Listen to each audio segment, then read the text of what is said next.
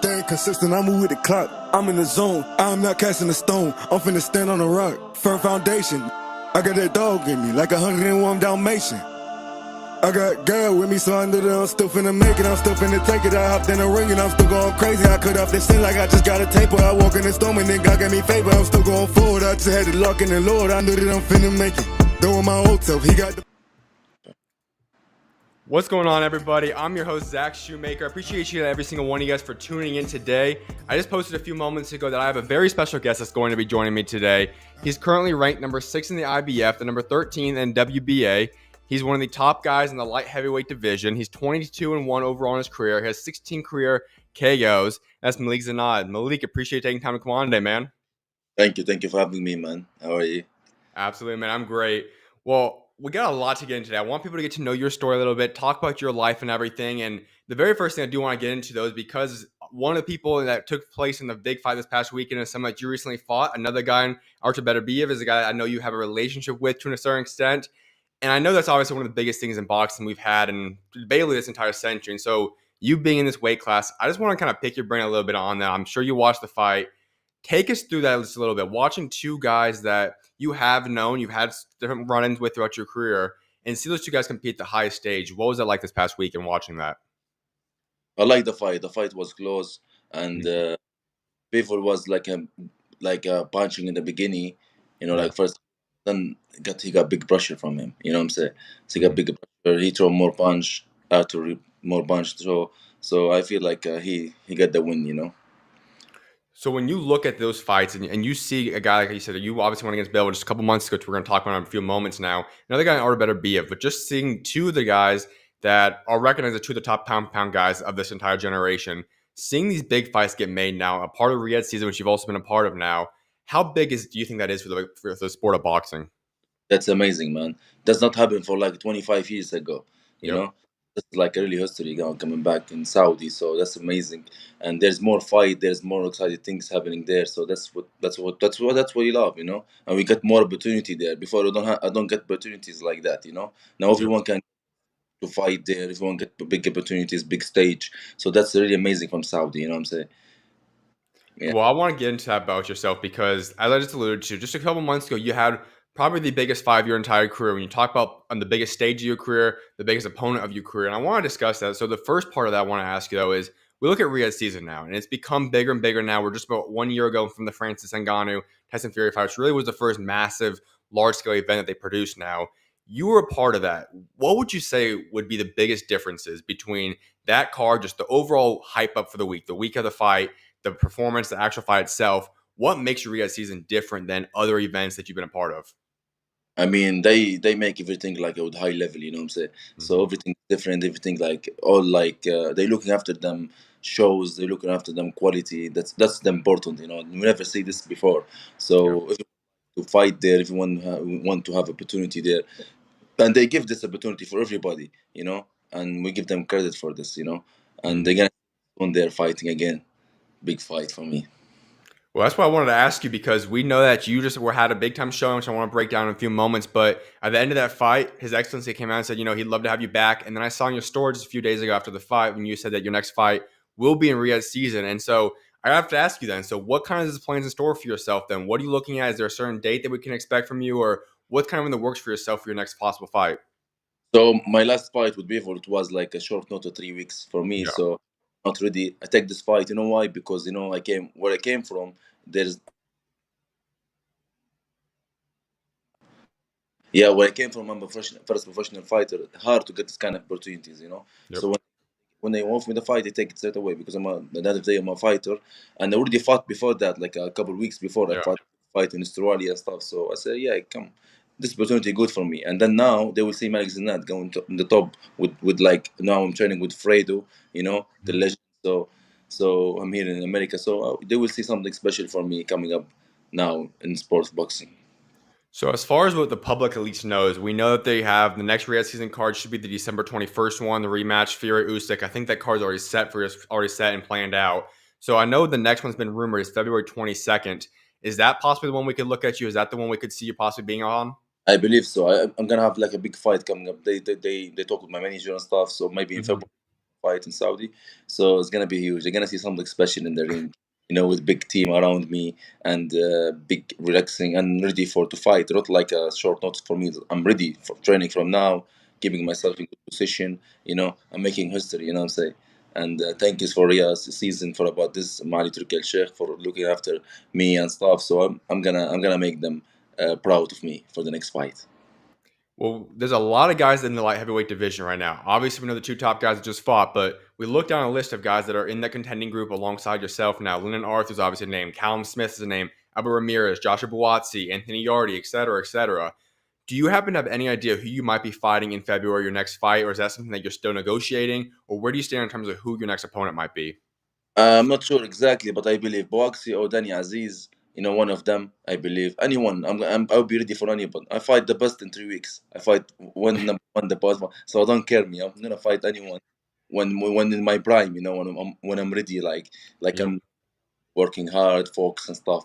There isn't Mm. so there isn't something like make me rush to travel to make training camp. No, I'm here for ready. So I fight anybody, and they're gonna see something special in the ring with like a big team, Fredo in my back, my team, everything. So they're gonna see magazine that in the top of light heavyweight. They will see that.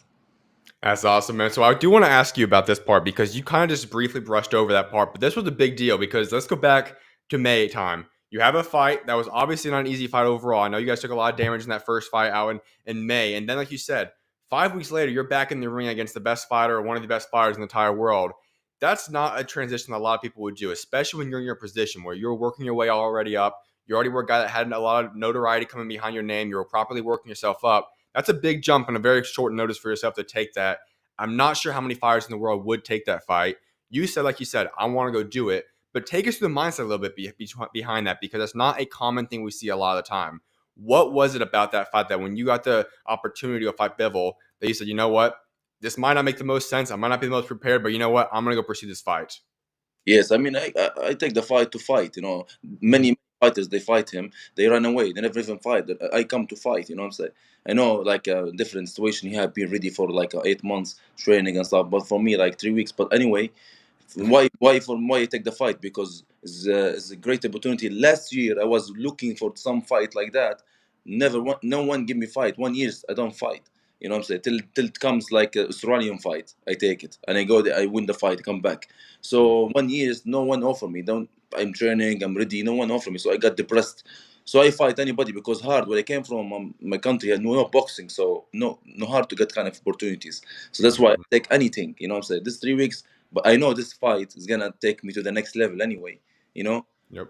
there's a lot of benefit from this. I fight the best one, pound for pound. You know, I'm seeing like something good to make me experience big and stuff like that. So when I come to fight, everyone say that how if I fought with him. You know what I'm saying? So my body is not gonna take anymore because I was tired second round, but it doesn't matter.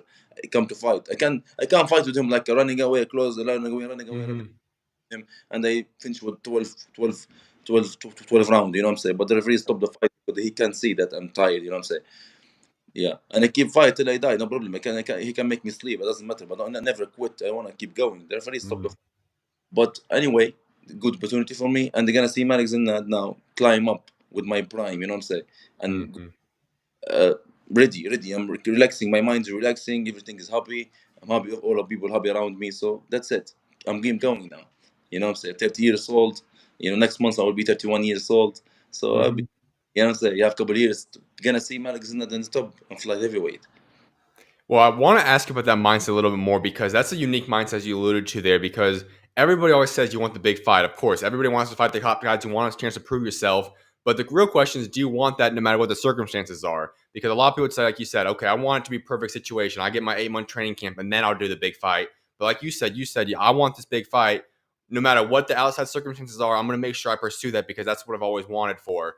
What gave you that mindset where you said, truly, no matter what it is, I want this goal. I'm going to go make it happen as opposed to just saying, you know what, everything has to be perfect for it to happen for myself. Yes, because like before that, always have a hard time, always looking for opportunities, looking for a hard time to pay a lot of things, expenses and stuff. But now everything I had, you know what I'm saying? Mm-hmm. I got big money, I got stuff, so doesn't matter. Now from now I can show the world what Malik's not going to do. I have everything. I don't need nothing now. You know what I'm saying? So now only focus about my training, people around me. That's it. That's nothing else. So now I'm gonna show the people what I'm gonna do in boxing. That's why I take this opportunity, because it's hard. Like I say, it's hard to take opportunity like that. You- Hmm. They offer you something like that. You know what I'm saying? Even short notice, me, I take the fight. I'm ready. You know what I'm saying? I said I take the fight, and now we'll see what's gonna happen in like a couple months. All right, so let's just say hypothetically, if you would have had an opportunity where that was a situation you had a 2, 3, 4 month training camp to prepare for, how much different do you think that fight would have went against Dimitri Bivol? It's gonna be good, man. It's gonna be like a huge. If like I get my time, I get my training. You know what I'm saying? I'll Hmm. be I'll be monster in the ring. But that's happening. This is a reading. You know what I'm saying? Like three Yep. weeks. Better. But anyway, maybe we'll fight him again, and he's in my mind anyway. This Hmm. for me is not lost, because it's like I lost with like the best, but he's in my mind. Maybe the fight is gonna happen again. So I'm working hard about these things. You know, how many fighters before they lost, like, and they get back world champions again? There's many, yeah. Exactly. Hmm. Yes, but that's in my mind now. If I lost this one, everyone know why I lost. Everyone know I'm not prepared for this. But when they see me world champion, then they will like saying like he did it. That's what I'm gonna prove to people. And so what I want to ask you then is, when you look at that fight, obviously you guys went 6 rounds. You had a great producer. Obviously, the beginning parts, especially, you put on a lot of pressure on Dimitri Bivol right out the gate. But when you look back now, you've rewatched the fight, you've done film or whatnot. What would you say you've learned from that fight now, as you prepare for your upcoming fights? What was something you'd say you took away from that fight that you've now incorporated and helped grow yourself in as you prepare for your next fight? The fun things, and I learned from this fight to put my hands up. That's the Hmm. next level now. So now everything, like every my sparring, my training, everything, my hands up now. So Hmm. now different situation, because now next level. So I need to put my hands up to save my, like what I'm saying. So this is the first things I learned from this fight. I need to put my hands up, and that's what we work for now. And then I'm gonna prove my combinations. Many things Sure. we work more. But the best things, my hands is gonna be up for all my fights now. From now, you know what I'm saying. Absolutely. More danger, more power, like this. You know what I'm saying. Hmm. It's because open for him. That's why he cuts me, because I'm open. You know what I'm saying? I'm open for Yeah. him. He's easy target for me. But Hmm. for hands up, you know what I'm saying? It's a bit hard, but I'm gonna try it now to work on these things. I'm really working on these things. You know what I'm saying? Now it's all my sparring now. Like, it's like all my hands up, man, and I feel really on him. Boom, boom. You know what I'm saying? So it's Hmm. gonna be. They're gonna see something special from Malik Zinad. There was a really special thing about the fight, and this was afterwards, especially. And I'm pretty sure you've already seen it though. But you were a part of the very first cinematic style fight film between you and Bivol, where that fight was produced in a very high level film. It almost was as if you were watching a movie, essentially. I'm sure you already were able to watch through that part, at least see some of it. What was your thoughts on that? Just seeing how special that creation was, where you had pretty much a movie made out of your own fight. Oh, and then when I saw this fight, like I said, shit, if I'm ready, man. Shit, if I have 3 months training, you know what I'm saying? Like, I'm, Hmm. I'm in my prime. I don't have fight before that. The fight before that, even my sparring for the Bevel fight only 3 to 4 times sparring only. Mm. Because my trainer told me I had to stop sparring because I have injury here. So he told me stop sparring. I can't spar, and I signed the contract. So you know what I'm saying. So a bit hard for me. So Yeah. the fight say shit. If like even my father told me, if you are training for this fight 3 to 4 5 months, you'll be crazy in the ring. I will be ready for him. You know what I'm saying? Hmm. That's all about. Like, I'm not ready for this fight. That's all. When I see this fight, all about, like, I don't train for long for this fight. But anyway, I have no time to do it. I have no, you know what I'm saying, no excuses. They will Yep. see me coming up now. Working hard for this. What I'm gonna do. As I say it already. I say it. I will be world champion. And working for this right now. And let's see time what's gonna give to me. Inshallah. Absolutely, man. Well, I want to go through your career. I alluded to that in the very beginning that you have a unique story. And I want people to get to know you a little bit better and how you become the fighter that you are today. So let's bring it all the way back then. You're born out there in Libya, and that was obviously a situation where when you're growing up there, boxing's not allowed. That's not allowed out there. And so there's not anyone that's never been a professional boxer come out of Libya before. You're the very first one ever. And so I got to ask you about this then. How did you guys make that happen? Growing up out there in a country where you can't box, and yet you become a guy that's now a highly ranked light heavyweight champion. What was it like just growing up out there, and how did you end up getting the sport of boxing brought into your life?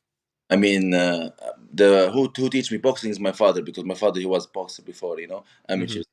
teach me boxing when I was young, so the boxing grow with me. You know what I'm saying? And I don't know do nothing in life, only fight street fight. That's what I'm doing, nothing else. And I'm not good, nothing, only in sport of boxing. Hmm. So as soon as the boxing come back to Libya, when the president died, because he stopped the boxing in Libya. Yeah. Soon as he finished died, the boxing is back. But because the boxing is not good in my country, Libya, so I need to travel to Europe. I started in Malta, travel Malta, and I started my career from there. It was hard time for me, like different situation, like I fought different country in the world. I fought in Belgium, UK. I fight everywhere. I prove myself. I have no promoter. I have nothing. I prove myself. I manage myself. You know what I'm saying? I got manager before, and my contract finished with him, Daniel alone, and then I finished myself. After that, I finished everything by myself. I have no promotion. I have nothing, so I have to push myself hard time pushing. I prove myself. I have no Eddie Heron. I have no Franco. I have nobody. I prove Hmm. myself. I work hard for this time. Not easy, like not like I have a promoter to build me up and make me fight. So no, I did myself everything. I did myself. I put my ring by myself, and then look, you know what I'm saying. I was with a hard time, like a really hard time I face, but that doesn't matter. That's what gave me the strength to be where I am now. Yeah. So now I have my team. Now I have my team management. No man, I have people around me work for my things out, my training and stuff. But before I was working hard because no one believing you. You came from country there isn't boxing, so this guy is not gonna come to the top. So I Yeah. have to myself and work hard for this moment. That's what I did. I work hard. I got sponsors. HB Group, he supported me from the beginning of my career. He starts supporting me, invest money on me to get my titles, get IPO title, WBC Mediterranean. I got Mhm.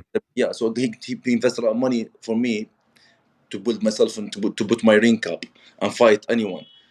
You Yep. know, that's it. It's happened. I make it, and now I'm ready to go. Hmm. So, like, I'm saying, like, I'm ready to go. I have experience. I have a lot of pressure before. I used to this, so no one can do any pressure to me. I can say it now. No one can do pressure for me because I used for all the pressures in my life. I used before. I have a pressure when I was young before boxing, and I have pressure now when like in my career. So I'm using to this. You know what I'm saying? So they're gonna see special Malik Zinad back coming up. So yeah.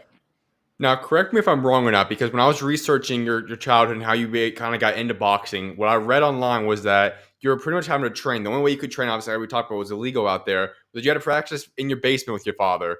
Yeah. Was that the true story? Is that how you got into boxing, or how were you able to even to practice out there when it was an illegal sport to Yes, produce? allowed to train boxing because it's banned. The boxing is banned. So if Hmm. you if they hear that you do boxing, you go to prison. You know. So I did it with my father alone. What I'm saying, like hiding. Hiding. What I'm saying. Yeah. That's that's good story. So that's what I learned from. Yeah. And so, what age was that around that you started or started boxing? Then was that like really early on, 5 years old, 6 years old, whatever it was, or when did you really start playing boxing?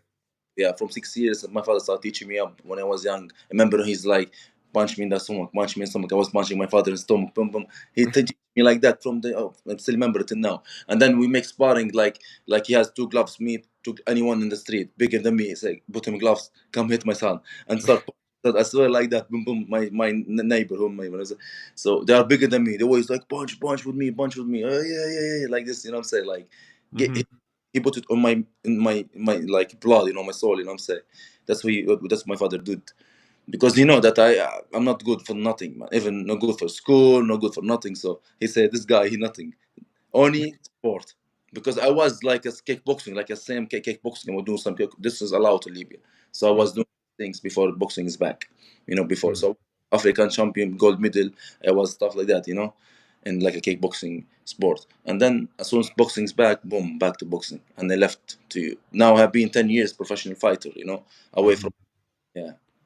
All right. So, if I would have told the 10-year-old yourself that you're one day going to be in a position where you're fighting on one of the biggest stages in the world, fighting a guy like Dimitri Bivol, like you're going to be a guy that's ranked inside the top 10 as a contender, would you have always imagined that? Is that what you always expected, or do you think if I would have told a 10-year-old self of that, would you think you'd be a little shocked or surprised there?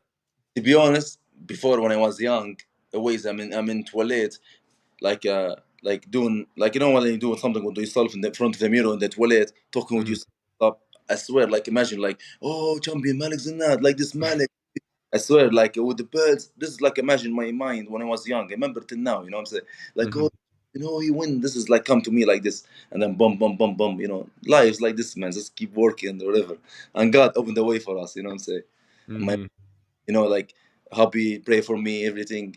That's it. That's all I. That's all what I want. And And I so was. you also talked about going to Malta then. Was that something that you moved out there by yourself? Did you and your father move out, or what was that transition like when you had to move out to Malta? Because I was in Libya, I was like a bad boy in the street and stuff. My father gave up, you know what I'm saying? Like, always fights, always things. He say, listen, go out. This is the best things my father did for me. He said, Mhm. go out to Europe. He make me visa, He said, you have Yep. to go to Europe.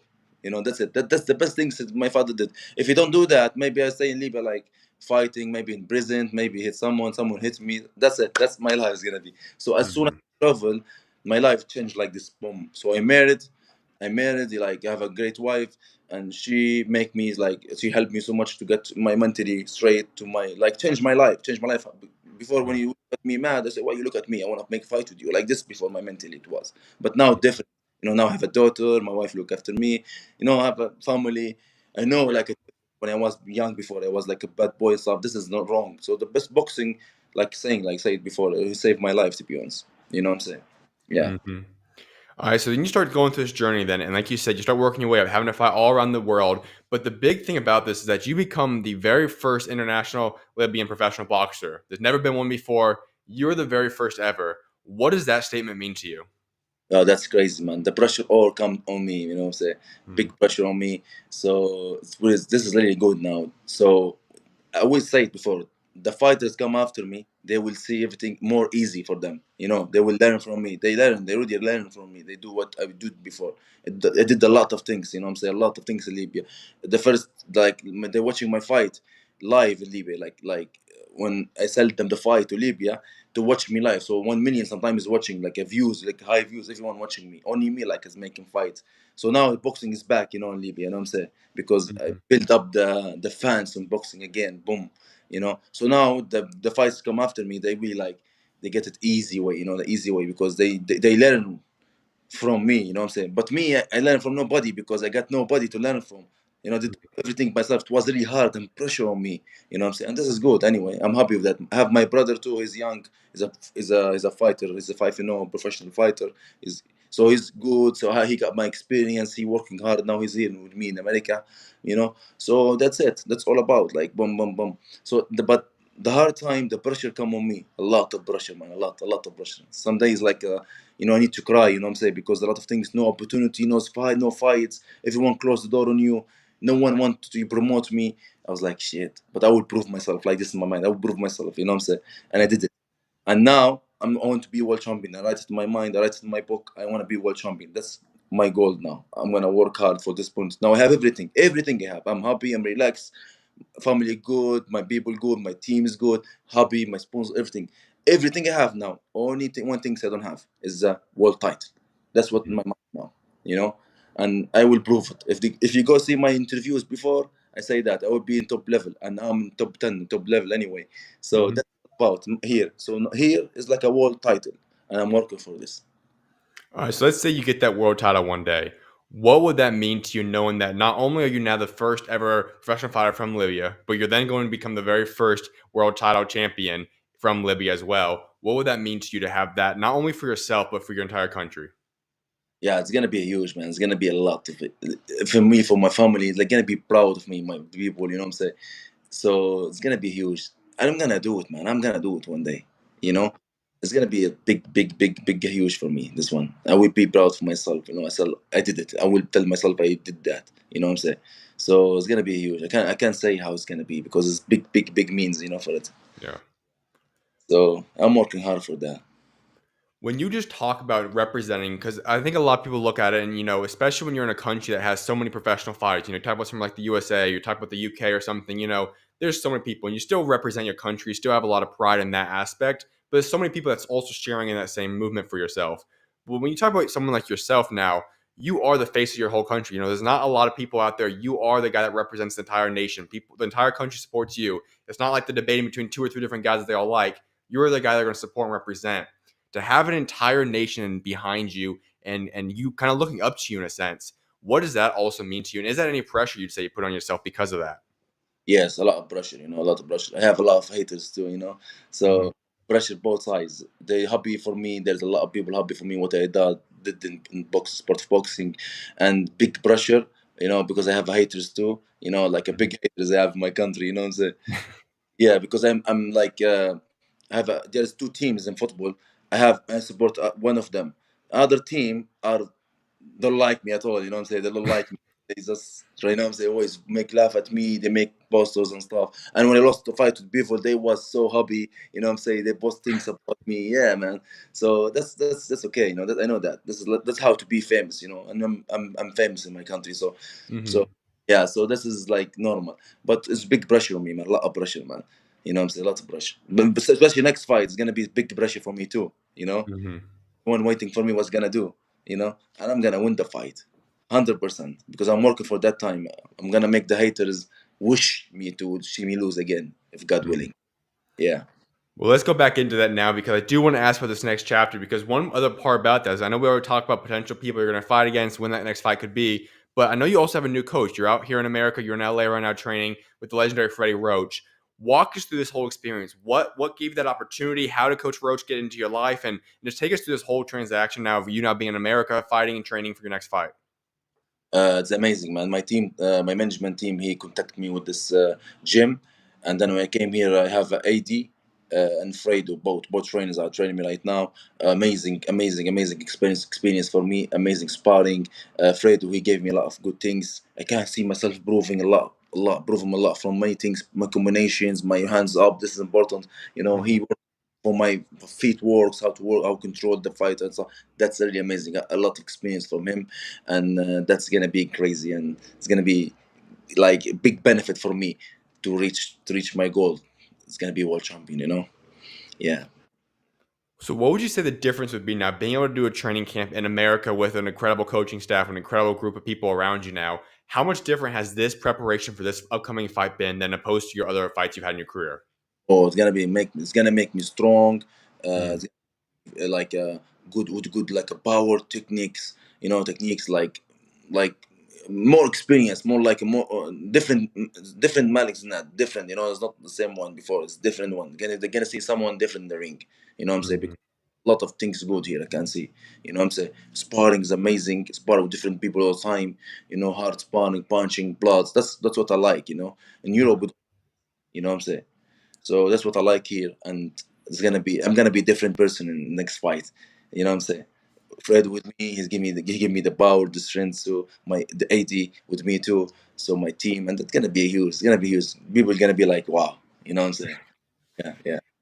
All right, so walk us through your timeline for yourself personally, because obviously you have your upcoming fight. Possibly it's going to be the February 22nd one, whatever that's going to look like. But in terms of just your ultimate goal, you're talking about, you want to be a world champion one day. The next fight obviously won't be for that world championship yet. But what's kind of the timeline for yourself? You have this upcoming fight. You obviously beat one of the guys you listed there. Obviously, you'll then be in position. We don't know if the rematch will happen between Beterbiev and Bivol. We don't know what it's going to look like yet.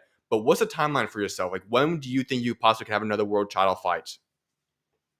I don't know, man. I don't know. The time will come. I know that. Like Mm-hmm. now for me, like in good position, they will come again for sure. I know that. I just Mm-hmm. want patient and focus and keep going in my like straight line that I'm working for. And the time will come. I know. I don't know exactly when, Mm-hmm. but will come. I know 100%. I believe that. I believe the time will come for this. So I'm gonna work, stay focused, and work for the same what I'm doing now. I'm focused. Don't look for nothing. Don't look for the politic, the haters, and let them see me what I'm gonna do. Absolutely, man. Well, a few more things before I let you go. One of which is something I just want to pick your mind on a little bit, and that's talking about your overall fighting career so far. And so this can kind of put you on the spot a little bit, but when you look back at all the fights you've had so far, what would you say has been the toughest fight you've ever had, and what would you say has been your favorite fight you've had so far in your career? Uh, I mean, stuff fights event I learned from. I don't know, guys. What do you want me to say about it? Like, So whichever one you kind of would say for the toughest one, you say which one would you say you probably learned from the most, or which one would you say kind of put you through the most to kind of grow you as a fighter the most, and then your favorite one, obviously, whichever one you'd say was your favorite. the favorite one was in Australia. That's the one put me in the map. What I'm Mm-hmm. saying? That's one that that's the best offer. I got the best opportunity. As soon as then they told me about this fight, I take it, and I got there. Boom! I win that guy in his promotion and stuff. So that's really good for me. That's a perfect one. And there's one before that too in Belgium. It was in WBA. Mhm. I no WBA. Yes, WBA. Yeah, the WBA title. It was too. It was I invest on myself on this, and they make me small ring. They want me to lose 15 feet rings. Mhm.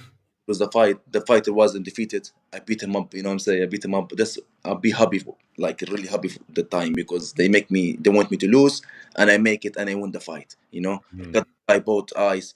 I was like crazy in the ring. So that's one good fight too. And the before fight, this is what I learned from. Yeah. My fight, what I learned from, and gonna make me prove to be a world champion. Absolutely, man. Well, my final question I always like wrapping up each interview with is talking about your legacy. I know we just got done talking about being able to represent your nation, represent your country. But when that day does come and you decide to step away from boxing, whatever that's going to look like, whenever that is, what do you want to be remembered for what you accomplished both in and outside of the ring?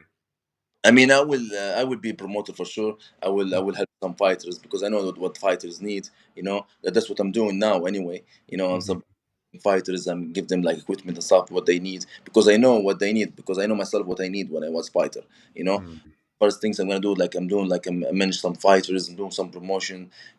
And doing my businesses because I'm gonna focus only on business after finish boxing. I'm gonna focus on businesses. You know what I'm saying?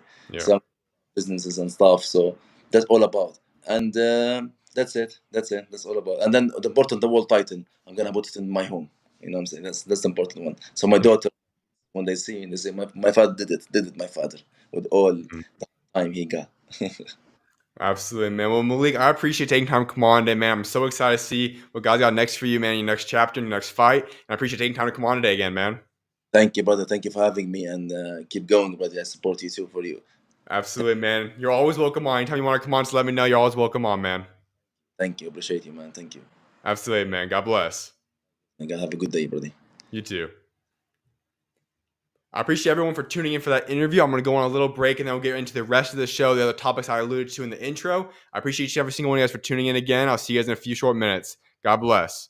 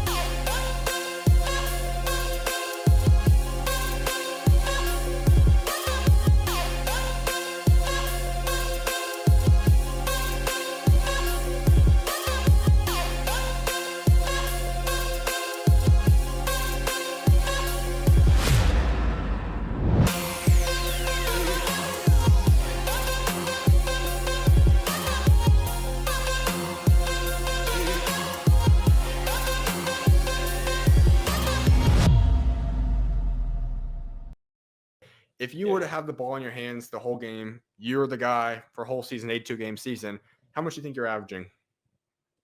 Ball in my hand, 25, no doubt. Mhm. Easy. 25, no doubt, easy. And that's just me knowing my ability and knowing what I can bring every night.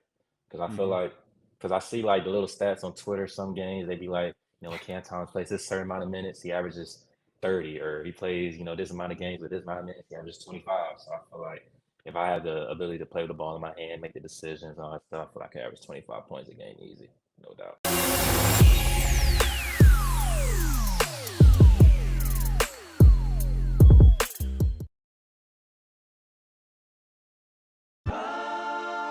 Staying consistent, I move with the clock. I'm in the zone, I'm not casting a stone. I'm finna stand on a rock. Firm foundation. I got.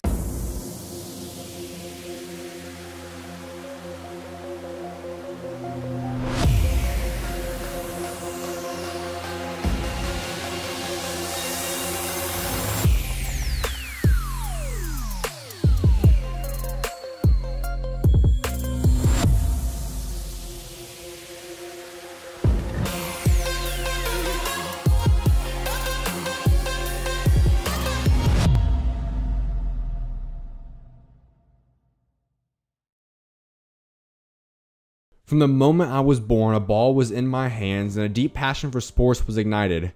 My dream was to play the game for as long as possible, but God had other plans. After battling with severe illnesses caused by black mold poisoning for nearly 4 years, I made the difficult decision to let go of my on-court dreams heading into my junior year of high school. However, I was determined to have one last victorious moment as an athlete, and that was achieved on February 9th, 2019, when I ran a marathon at the age of 16. That night, as I took a recovery Epsom salt bath, I felt God place on my heart the idea to start a podcast. Although I didn't know where to begin, the first episode of SchuZ Views dropped on March 11th, 2019. Over the next 1,183 days, more than 600,000 people tuned into 1,056 interviews. Then, on June 6, 2022, my final interview for over a year was released featuring Jameer Young. I never once thought that I'd be off the air for over a year, but the truth is there was something missing in me. At first, I thought creating a website would help fill that void, so I went and put together SchuZ.net, but nothing changed. Throughout the next month, I continued searching for answers, and eventually, God worked in the only way that would have gotten my attention at that point in time. Through something work-related. By the end of July 2022, my parents blessed me with the opportunity to build a studio. However, before breaking ground, the real change began. On August 3rd, 2022, my life changed forever.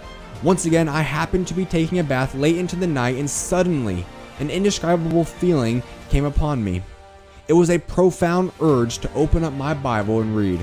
I turned to 2 Corinthians chapter 4, and since that night, not a single day has passed without me spending time in the Word. You see, what was missing all along was Jesus. On August 6th, my dad and I began to lay the foundation for the next chapter of my career. Simultaneously, the foundation of who I was created to be was also being laid. Over the years, I had lost sight of my Lord and Savior Jesus Christ. I knew of God, but I didn't know Him, and I certainly was not following or living like Him. But day by day, the new me began to take shape. My former self's sole priority faded away, and I began to live out the acronym I often talked about, FJTFOE. It stands for First Jesus, then Family Over Everything. God became my everything, and He transformed me entirely.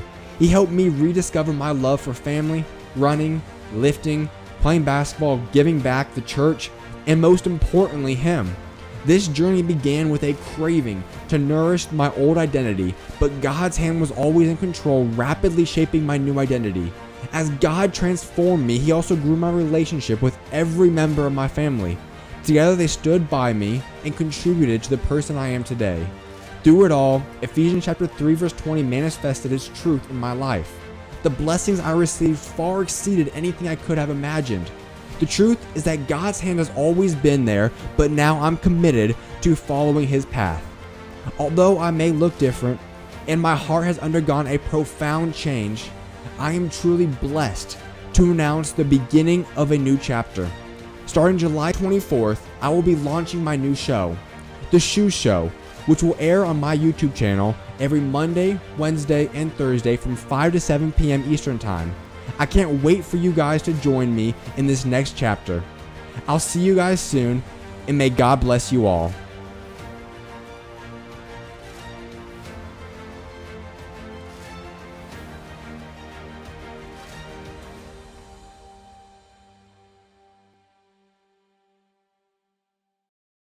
There is a funny aspect about you, and that's the fact that I don't think you necessarily even tried to, but there's been countless times in your brief NBA career already that you've made it viral. You've made memes of yourself, whatever it might be. One of which was in the midst of that 40-point streak. You obviously broke LeBron's record, and you made your comment saying about, well, I'm not really a LeBron guy, I'm a Kobe guy. And I don't think you even intended that to go viral. Now you have that. Nah, not at all. There's your Steve Nash moment during the summer league. We know that aspect. I think that was after the second year. You had a fun, obviously, at one point. You have your branding that you've now done. When you look at all these, like, do you ever intend to expect something to go viral or be funny, or does you just end up happening, and then by the time you get back on your phone, you're like, oh, this already just went down, dang. Bro, that's crazy. No, not at all. No, because even with my brand, like when a random person asks me because random people always see like, oh, he's so serious, and I'm just like, bro, and then I say it all the time, like I say it no matter what, and I said it at one time and it blew up. And I was just like, I mean, I've been saying it every time, like somebody asks me that, so then that blew up, and then the coach. Staying consistent, I move with the clock. I'm in the zone, I'm not casting a stone. I'm finna stand on a rock, firm foundation. I got that dog in me, like 101 Dalmatian. I got girl with me, so I know that I'm still finna make it. I'm still finna take it. I hopped in the ring and I'm still going crazy. I cut off this sin like I just got a taper. I walk in the storm and then God gave me favor. I'm still going forward. I just had to lock in the Lord. I knew that I'm finna make it. Doing my old self, he got deported. Shout out to the king and I'm finna. What's going on, everybody? I'm your host, Zach Shoemaker. And I know we didn't get into a direct full-on introduction to this show when I first started the show off, but I want to make sure I give you guys a little preview of what's going down on today's show. So with that being said, I'm your host, Zach Shoemaker, or as a lot of you guys know me as SchuZ. And the interview with Malik Zinad will be available for you guys to go rewatch, whether it be on this live stream. You guys can go rewind it, go check it out that way. Another way you guys can go check it out will be I will post it up, and probably by tomorrow or at the very latest Saturday, I'll have that up for you guys separately. So it'll be a separate video post uploaded, and you guys go check out that full interview that way. That being said, though, I've got a jam-packed show for you guys today. We're going to go right into Eternal Echoes here in a few moments, where I'll be breaking down laziness, talking about that and the impact it has and what the Bible says about laziness. Then I'm going to be hopping into Hardwood Realities, where I'll be giving a Phoenix Suns team preview, Houston Rockets, Golden State Warriors, Miami Heat, and Chicago Bulls team preview. Then to wrap the show up, I'll be hopping into Combat Currents, where I'll be unmasking Combat Currents of today's fight world. I'll be breaking down for you guys everything that went down in the past week in the fight world, all the fights. I'll be giving you guys an update on everything that went down right then and there. So it's going to be a loaded show today. I don't think you guys are going to want to miss it.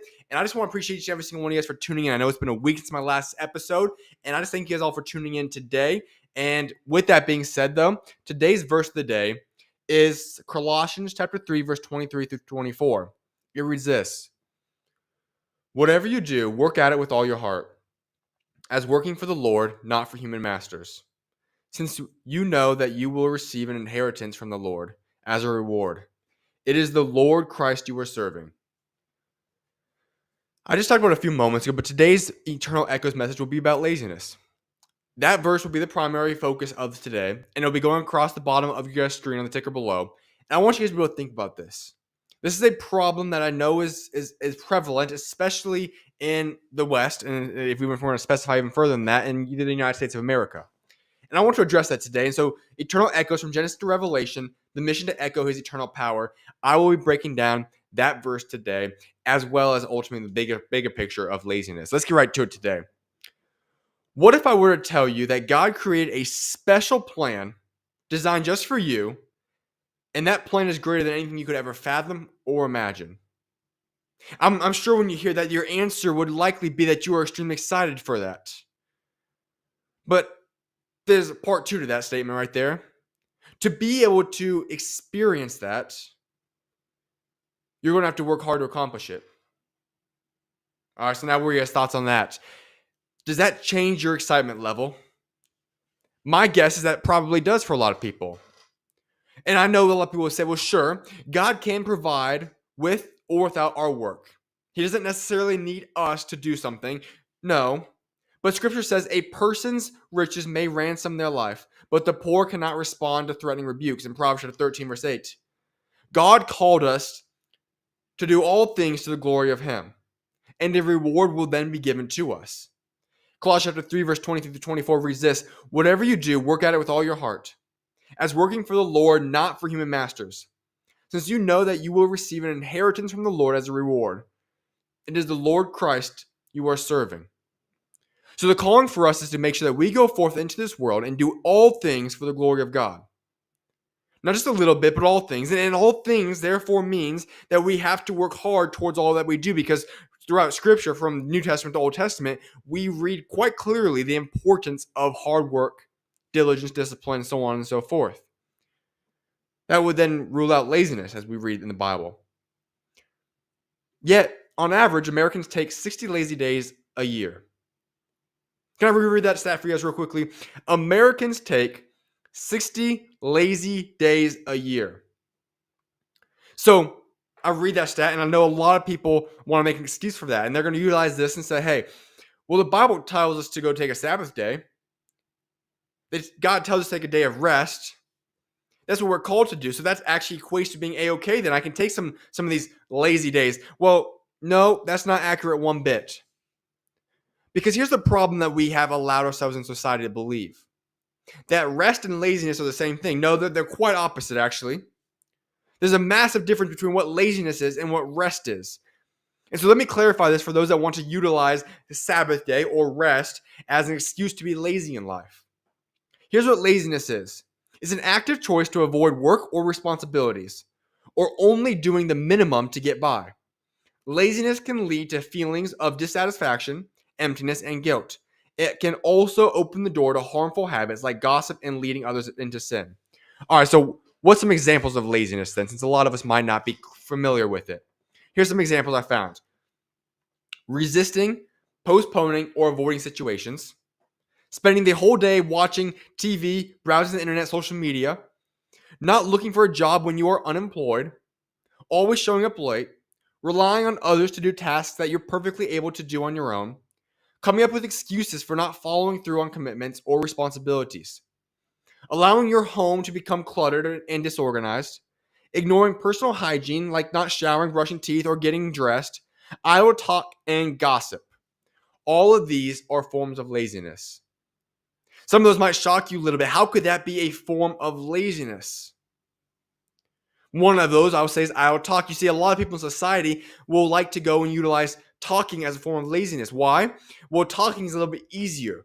You enjoy talking and utilize talking just to keep talking, and it distracts you from your calling in life because it stops you from and prohibits you from actually being able to accomplish out what you're supposed to be doing at that time and place. Gossip is another thing. Ultimately, gossip is a sin in and of itself to begin with, but gossip also is unneeded talking. There's no benefit in talking. There's no benefit in gossiping. There's no benefit in any of that. And yet we do that so that we can avoid the stuff that we're supposed to be doing at that point in time. So then you might ask, well, what is rest then? Because I might have confused what rest and laziness is.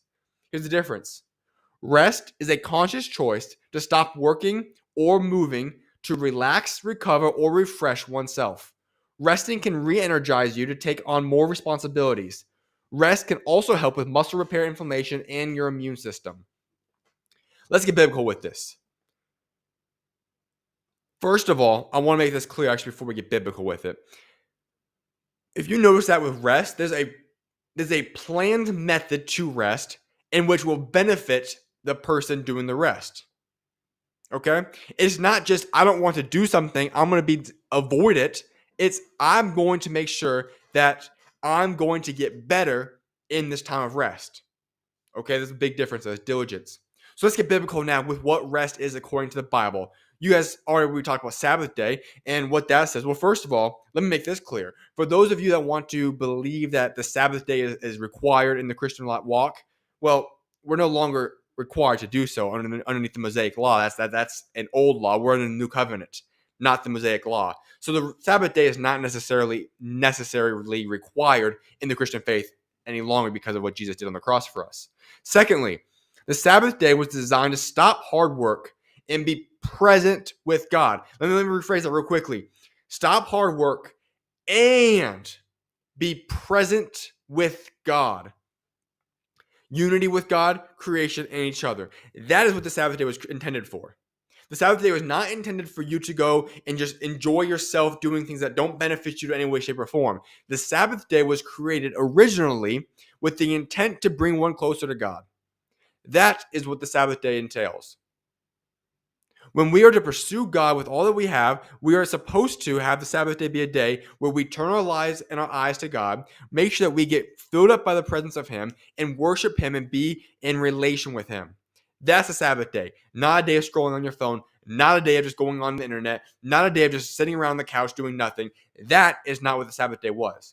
Thirdly, when Jesus came, He represented that He is the Sabbath. This is quoted in Scripture of Jesus saying this. He is the Sabbath rest. And we can rest in Him all the time now. You see, the Sabbath day was intended also for the aspect that people can go be worshiping God and be in His presence essentially. And that would occur on the Sabbath day. But when Jesus came and He gave us the Holy Spirit to be with us, we now can experience that rest every moment of our lives. He is the eternal rest, and we can experience that at all times. Now, I do want to clarify a quick little side note here. Yes, it is okay if you still want to follow the Sabbath law. Nothing against that at all. In fact, I would actually ask them and would like people to do that. But it's not mandatory underneath the new covenant. And you also have to utilize that if you're going to utilize the Sabbath day to do it biblically based. It's not a day of just relaxing just to make sure you're all good and happy or whatnot. It's about relaxing and glorifying God and being filled up by Him. Because rest is necessary.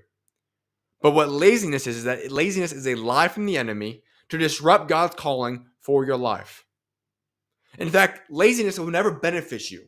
Those that are lazy tend to get themselves into a trap where they're lazy for maybe a couple hours one day, a couple more hours the next day. And this is a snowball effect that turns into a lifelong or a period of life of laziness. Laziness will never be something that fills you up or satisfies you. You will never be recharged because of laziness. It is a lie from the enemy to disrupt you from the path and the calling that God has set for your life. So when we go into the Word of God, how often is laziness discussed? Well, in fact, it's discussed countless times throughout the Word of God, and it's for a reason. Laziness is not good, and God wants us to make sure that it is known that laziness will only disrupt us from what He's planned for our lives. In fact, it goes so clearly that it is described as a clear sin in Proverbs. Yet, as a society, we have confused laziness and rest and made laziness acceptable when it's far from it. When we've allowed laziness to overtake our lives, the ripple effect is massive. The ripple effect of laziness in our lives has destroyed many people's lives personally, but also it has destroyed nations. We can't allow that to be accepted any longer. Why, you might ask? Well, for those that aren't aware of what laziness is going to cost you in your life, here's what the Bible says it will do. It will cause poverty, unfulfilled desires, scarcity. In Ecclesiastes, Solomon gives a metaphor for how laziness and neglect can lead to spiritual and physical decay in a believer's life. 1 Timothy chapter 5, verse 8 says this, "But if anyone does not provide for his own, and especially for those of his household, he has denied the faith and is worse than an unbeliever." It will also cause shame, slavery/debt, distraction from God's calling. There's nothing good that comes from laziness. I've said this multiple times, laziness will only be a distraction from the calling that God has set for your life. It is a lie from the enemy, and it is that alone. Proverbs chapter 20, verse 4, it reads this, "Sluggards do not plow in season, so at harvest time they look, but find nothing." Let me set the picture for you guys here in Proverbs. What we're talking about in the time of Proverbs, we're in the Middle East at this point in time. And what it's describing here is that there's a time for plowing and planting in the Middle East. It is during the rainy seasons. This might mean that they will have to work, therefore, in muddy fields. But here's the catch part to that. If one does not decide to do the harvest and does not decide to work at that point in time, if they fail to work when they're required to, even when it may not be comfortable, even when it may not be what they desire, if that person decides to be lazy at that time of life, then they will go hungry during the harvest time because there will not be the rewards in the crop ready to grow. So when we say the sluggards do not plow in season, it's saying the lazy people, they're not going to plow when they're supposed to do it. When they're called to do something, they're not going to actually act on that calling. And what's going to happen in return? All that's going to result from that is that when it comes time later on in life, you're not going to be able to reap the rewards and the benefit that God has set for your life. God has called you to work right now. He has a plan specifically designed for you. The question is that do you decide and do you want to follow that path? And do you want to walk with him or not? We must remember Ephesians chapter 2, verse 10, it reads this: "For we are God's handiwork, created in Christ Jesus to do good works, which God had prepared in advance for us to do." The God of the universe, the God Almighty, when he made you and knitted you in your mother's womb, when he created you for a purpose and an intent in life, there was a clear purpose. God has a plan and a purpose for you. There's no denying that. The most powerful, almighty being in all the world created a plan and a purpose designed just for you. We are his handiwork. We are called to do good works. Those good works are his calling and your plan for your life. He prepared in advance for you to do it. Now will you pursue that calling and carry out his path for you? Laziness is not something that just needs to be frowned upon. It is something that can ultimately alter your walk with Jesus and will hinder you from walking and reaching your full potential that he created you to be. So do not fall for the lies of the enemy, but I ask you to armor up and seek his calling for your life. And I can assure you that if you do that, you will not regret it, because his plans will always be greater than our plans. I appreciate every single one of you guys for tuning in today to this Eternal Echo segment. I alluded to this a few moments ago. The verse of the day will be going down alongside the bottom of your screen for you guys to be able to reflect on it throughout the entire duration of this show, and also for those that would decide to tune in later on and watch this another way on different platforms or whatever the case may be. But I just want to make sure you guys really process that process and that mindset. Laziness is not good. There's a difference between laziness and rest. God has a purpose for your life, and he wants you to be able to carry that calling out, but you cannot be lazy. You have to work hard for that. So I appreciate every single one of you guys for tuning into this portion of the show. I'm going to go on a little break, and then I'll get right into Hardwood realities after this break. I'll see you guys in a few minutes. God bless you guys.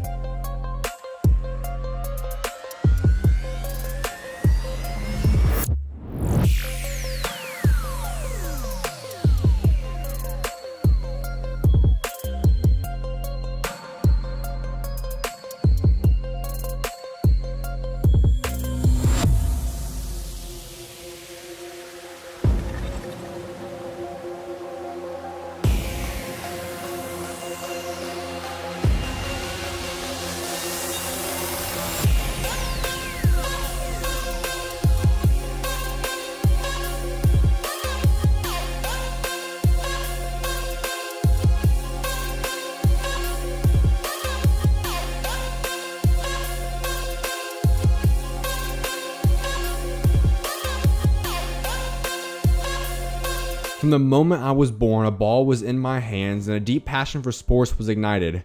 My dream was to play the game for as long as possible, but God had other plans. After battling with severe illnesses caused by black mold poisoning for nearly 4 years, I made the difficult decision to let go of my on-court dreams heading into my junior year of high school. However, I was determined to have one last victorious moment as an athlete, and that was achieved on February 9th, 2019, when I ran a marathon at the age of 16. That night, as I took a recovery Epsom salt bath, I felt God place on my heart the idea to start a podcast. Although I didn't know where to begin, the first episode of SchuZ Views dropped on March 11th, 2019. Over the next 1,183 days, more than 600,000 people tuned into 1,056 interviews. Then, on June 6, 2022, my final interview for over a year was released featuring Jameer Young. I never once thought that I'd be off the air for over a year, but the truth is there was something missing in me. At first, I thought creating a website would help fill that void, so I went and put together SchuZ.net, but nothing changed.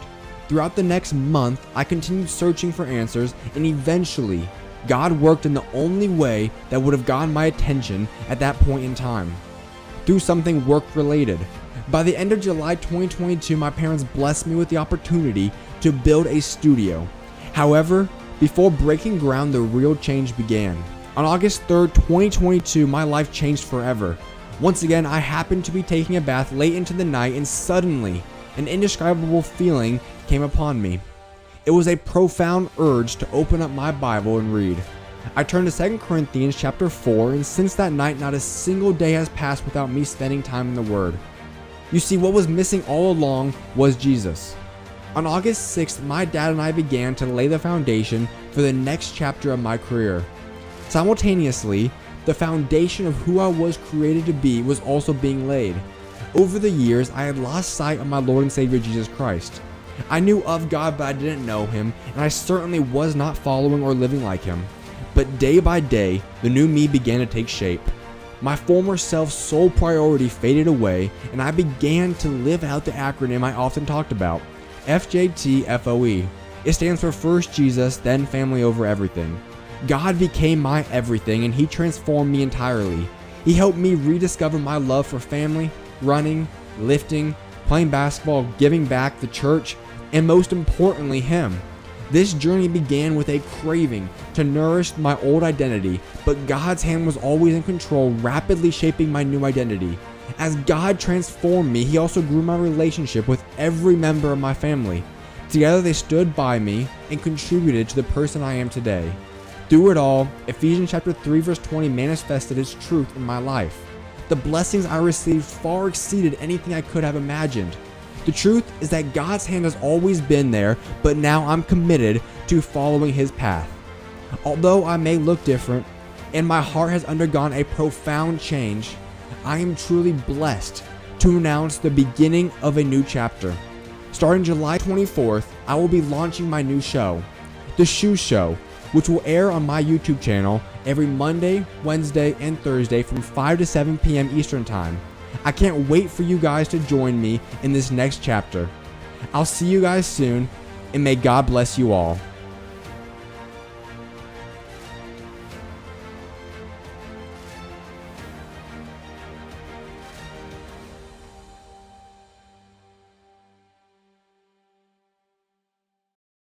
There is a funny aspect about you, and that's the fact that I don't think you necessarily even tried to, but there's been countless times in your brief NBA career already that you've made it viral. You've made memes of yourself, whatever it might be. One of which was in the midst of that 40-point streak. You obviously broke LeBron's record, and you made your comment saying about, well, I'm not really a LeBron guy, I'm a Kobe guy. And I don't think you even intended that to go viral. Now you have that. Nah, not at all. There's your Steve Nash moment during the Summer League. We know that aspect. I think that was after the second year. You had a fun, obviously, at one point. You have your branding that you've now done. When you look at all these, like, do you ever intend to expect something to go viral or be funny, or does you just end up happening, and then by the time you get back on your phone, you're like, oh, this already just went down, dang. Bro, that's crazy. No, not at all. No, because even with my brand, like when a random person asks me, because random people always see like, oh, he's so serious, and I'm just like, bro, and then I say it all the time, like I say it no matter what, and I said it at one time and it blew up, and I was just like, I mean, I said it, I've been saying it every time, like somebody asked me that, so then that blew up. Staying consistent, I move with the clock. I'm in the zone, I'm not casting a stone. I'm finna stand on a rock, firm foundation. I got that dog in me, like 101 Dalmatian. I got girl with me, so I know that I'm still finna make it. I'm still finna take it. I hopped in the ring and I'm still going crazy. I cut off this shit like I just got a taper. I walk in the storm and then God gave me favor. I'm still going forward. I just had to lock in the Lord. I knew that I'm finna make it. Doing my old self, he got deported. Shout out to the king and I'm finna take it. You guys know me as SchuZ, and this will now be beginning the Hardwood realities part of the show, where the raw authenticity of the Hardwood echoes truth. Alright, so as we are well aware for those in the basketball world, the NBA season is just days away, and I've still got 10 teams to give you guys team previews on. So the deal is that I got 5 today planned: the Phoenix Suns, the Houston Rockets, the Golden State Warriors, Miami Heat, and the Chicago Bulls. All 5 of those team previews will be given to you guys over the next 30 and 45 minutes, whatever the case may be for that. That means 5 are going to be left after the show. The hope is that I'll get into that on Monday. However, if not, I might just have to go 5 teams don't get a team preview this year. We'll see how that ends up unfolding. But for those 5 teams, we'll address that later on. But what I do have is for the 5 fan bases of those 5 teams I just listed to, I got team previews geared up and ready for you guys for today's show. With that being said, let's hop right on into it, though. The very first team I'm going to be giving a team preview on is the Phoenix Suns. Let's get right to it. The Phoenix Suns enter this season with a newfound outlook, in my opinion. When you talk about the Phoenix Suns this year, I look at them as a team that I have a lot more optimism in because of the fact that, well, I'll be honest, looking at them through preseason and media day and so on and so forth, there seems to be a different vibe going on there. I'll look back to the end of last season, and I'll be quite frankly honest. My positioning at that point in time was I felt like Frank Vogel was being looked at as a scapegoat. Just my honest opinion from that point in time. Well, I didn't think the coach could have had that much of an impact. I didn't know that there was so much of a disliking of Frank Vogel at that point in time. But here's what I do recognize now. Is that we've now got to this point in time, there's been a coaching change. Frank Vogel's out and Coach Bud's in the door now, and he's the new head coach. And there is certainly, without a shadow of a doubt, a new vibe, a new energy that has been brought upon the Phoenix Suns locker room. That cannot be denied. Now, whether or not that is because they actually have real point guards on this team now, whether that's because of more chemistry or the coaching change, I don't have the answer to that right now. But what I do know is that there was a change that's been made, and the Suns seem like a better tight-knit team now than they were a year ago. And that should be exciting to see because when you talk about this team, talent is great. But talent can only go so far when you talk about the playoff games. You need chemistry, you need experience, and that's why we see teams like the Boston Celtics win championships. That's why we see dynasties like the Golden State Warriors, or we see dynasties like the San Antonio Spurs, so on and so forth. And what I see now is a team that looks like they have great chemistry. So I want to break down that team today because the Suns team is a team that if I were to do this team preview, maybe a month and a half ago, 2 months ago, I probably would not be as high on the Suns as I am right this moment. I honestly now approach this season when I look at the Phoenix Suns and I say, you know what? It's no longer is this a contending team. In my eyes, in my viewpoint, I think the Phoenix Suns are certainly a NBA championship contending team. Are they my favorite to win it? Probably not at this moment, but that doesn't necessarily matter at the end of the day. We can all debate this is early season. None of that really matters. The fact of the matter is that the Phoenix Suns are in position to be a team that has a chance at winning an NBA championship this year. Why do I say that? Well, let's break down this team. The biggest thing, in my opinion, is that guess what? Who would have thought it? They actually added a point guard. And not just one, they have two. Tyus Jones, Monte Morris. The point guard position is critical, especially when you have a team where you feature three of the great offensive players in the NBA today. When you have a big man in Jusuf Nurkic that needs the ball at different points in time, also a great pick and roll man. And then you have a guy like you drafted, and I'll talk about other guys on this team as well. But you put guys that are star players like Bradley Beal and Devin Booker out of what their natural position is. Their God-gifted abilities were not being utilized because they were having to do other things that they were not necessarily the best at. They were great elite players and they could hold down the point guard role, sure. But that's not what they were created to do. And so you add in two guys that are true point guards that will help this team take a massive jump. Listen, I look at the Phoenix Suns and I look at this offseason. No, they did not add a guy like a Paul George this year. Or for their situation, they didn't add Devin Booker or a Bradley Beal or Kevin Durant. But what they did is they added guys around the star players, and I love that. I absolutely love the offseason the Suns had. In fact, I might go as far as to say I think the Suns had the most underrated offseason in the entire NBA. You added two legitimate point guards. You drafted big-time players. Listen, they nailed the NBA draft this year. Ryan Dunn, Osa, both those guys are going to be guys that can contribute from day one. Both now they'll be big, but I think in the future they're going to be great players as well. That was massive for them as well for this team. Adding Mason Plumlee, a good backup center. Listen, this was a very underrated offseason for the Phoenix Suns. All props deserve to be given to the Suns in this front office and what they did this summer. So let's break down this roster now overall. The starting five is Tyus Jones, Bradley Beal, Devin Booker, Kevin Durant, Jusuf Nurkic. A very, very good starting five. You have Devin Booker, Kevin Durant. Two guys that I'm comfortable and confident saying are obviously top 10 guys, top 15, whatever the case may be. Elite guys. Bradley Beal is a little bit harder to grasp and understand exactly where he ranks in the NBA right now. A couple years banged up out there in Washington. Phoenix Suns season last year did not go very well for himself, but he's going to be able to play his shooting guard role now this season. He's going to be in a lot more comfortable situation, a lot better offense for his game, and I think we could see a lot better season. But I don't know exactly where to know to rank him at this point in time. But either way, you have three great players right there. A very good pickup in Tyus Jones. Getting him on the contract deal that they got him on is huge. Absolutely bargain deal for Tyus Jones there. And then Nurkic, a solid, reliable center down low. Let's go to the second unit now. Monte Morris. As I said, Monte Morris would have been the starting point guard on last year's team. Now you got him coming off the bench. Massive move for them there. Grayson Allen, who started games from the last season, had a great season. He's now going to be a backup shooting guard for this team. Love that for him. I think he's going to fit in that role perfectly. I alluded to just a few moments ago, you have two rookies that I'm very, very high on. Ryan Dunn, seen a lot of big flashes, especially just recently in the preseason from him. He's going to be a guy that one day could be a starter for the Phoenix Suns, but for the time being, he will be an exceptional rotational player for the Suns this season. And then your other draft pick, and Osa, who was just on the show just a few weeks ago, he's a guy that I think will be battling with Mason Plumlee. If I were to guess, to start the season, Mason Plumlee will be the backup center. But mid-season or later, Osa being the backup center would not shock me at all. I know there's rumors even possibly saying that could Osa be the starting center by the end of the season. Only time will tell there. But regardless, I absolutely love Osa. He's going to be the guy that's going to be the franchise overall center one day. He's going to be a great rotational player for the time being. And then, like I said, you have Mason Plumlee. You have 3 deep at the center position. Love that for the Phoenix Suns. Then we go down to the power forwards position. Royce O'Neal has great chemistry with Kevin Durant. He's a guy who can space the floor, a good 3-and-D player. And then you have Bobo. He's obviously a wild card. We know what he does do and what he does not do.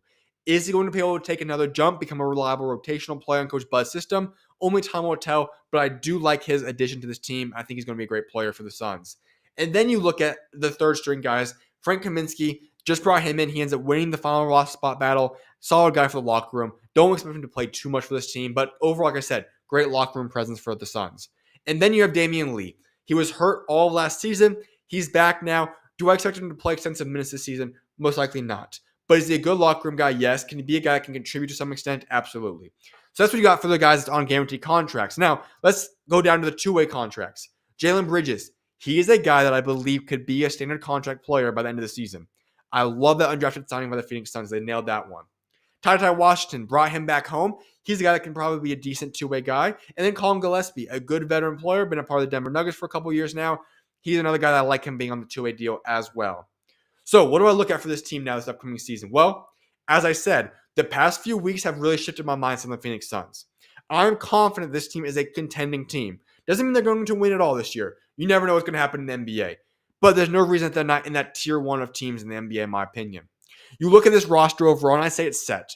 There's not a lot of moves I'd like to make right now. Right now, I think what we need to do, the first 3 months of the season, identify the rotation. Who exactly is going to fit? How does the young guys develop? So on and so forth. And what you're going to do at that point in time then.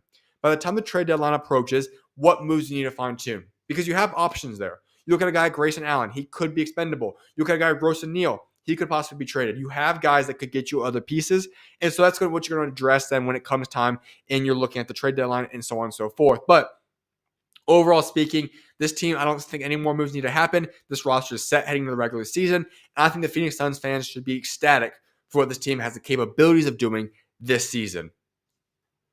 Now, that's what I got for the Phoenix Suns. Let's head over to the Houston Rockets now and what I've got for that team preview. The Houston Rockets enter this season in a lot different position than they did in the recent years. When they headed into last season, there was optimism that hopefully they could just establish a culture for once. Because we look back 2 years ago, what the Houston Rockets were was a clown show. Just keeping it straight up and honest right there with you guys. That was not organized basketball. It was a mess. Too many young guys, no veterans. Coaching was atrocious. Ime Udoka comes in there, establishes a great coach now. One of the premier coaches in the NBA, in my opinion.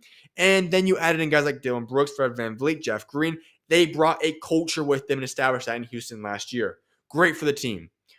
What do I look forward to now for the Houston Rockets? Well, this year now, we saw what they're capable of doing. They took a big jump last season, much improved overall. And now they head into this year with expectations. At least expectations that I'll put on them. I don't view them as a contending team, no. But do I think this team can make a big jump? Absolutely. Listen, they're in the West. Not an easy conference to be in. It's going to be a battle. There's only a couple teams I could look at that say they're probably not going to do much this season, including Portland, San Antonio. But, San Antonio's got Victor Wembanyama for crying out loud. And that's one of the worst teams in the West you could possibly say if you're even ranked them that low. The West is tough. So they could be a 7th or 8th seed this season, but they're going to be a lot better and most improved team overall. They're going to look better. They're going to be more productive. They're going to be a more talented roster. And in fact, when I look at this Houston Rockets roster, I look at a team that, in my opinion, I'm okay with saying that they might be the most deep team in the NBA. You got guys that I'm going to talk about in a few moments that on your third unit, Jock Landale, Jeff Green, Jayshawn Tate, Aaron Holiday, these are guys those are pretty darn good third string guys, if we're going to be honest.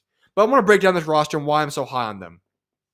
At the point guard spot, you have Fred VanVleet, A good veteran guy, a guy that can set the table for your team, a good leader. We saw what he was capable of doing last year for this team. He's going to continue to be that point guard for them. He was a great signing 2 years ago. He's going to be perfect for this season as well. Then you look at Jalen Green. The second half of last season, people need to remember. Jalen Green turned up a massive amount. Almost had a most improved season if you're going to talk about being, if we're going to be honest now, from the first half to the second half of the season. Great year overall in the second half of the season for Jalen Green. Then you look at a guy in Dylan Brooks and Amen Thompson. I think they're going to be battling out for the starting small forward spot. I'll give Brooks the edge right now because he fits culture-wise. He fits with the system a little bit better than Amen Thompson does at this point. However, Amen Thompson is a guy that I am so high on. Listen, this is a guy that I think will be an all-star one day in the NBA. It might be a few years out, but his defensive capabilities are elite. He also is not that much of a liability on offense. We see he's able to attack to the rim. He's able to facilitate to a certain extent. He still has a lot to improve on the offensive end, but he's the guy that I'm very, very high on. Dylan Brooks and then Thompson battling for the starting small forward spot, backup small forward spot. Then we go to power forward. Jabari Smith will be holding that down. He had a much better season overall last year.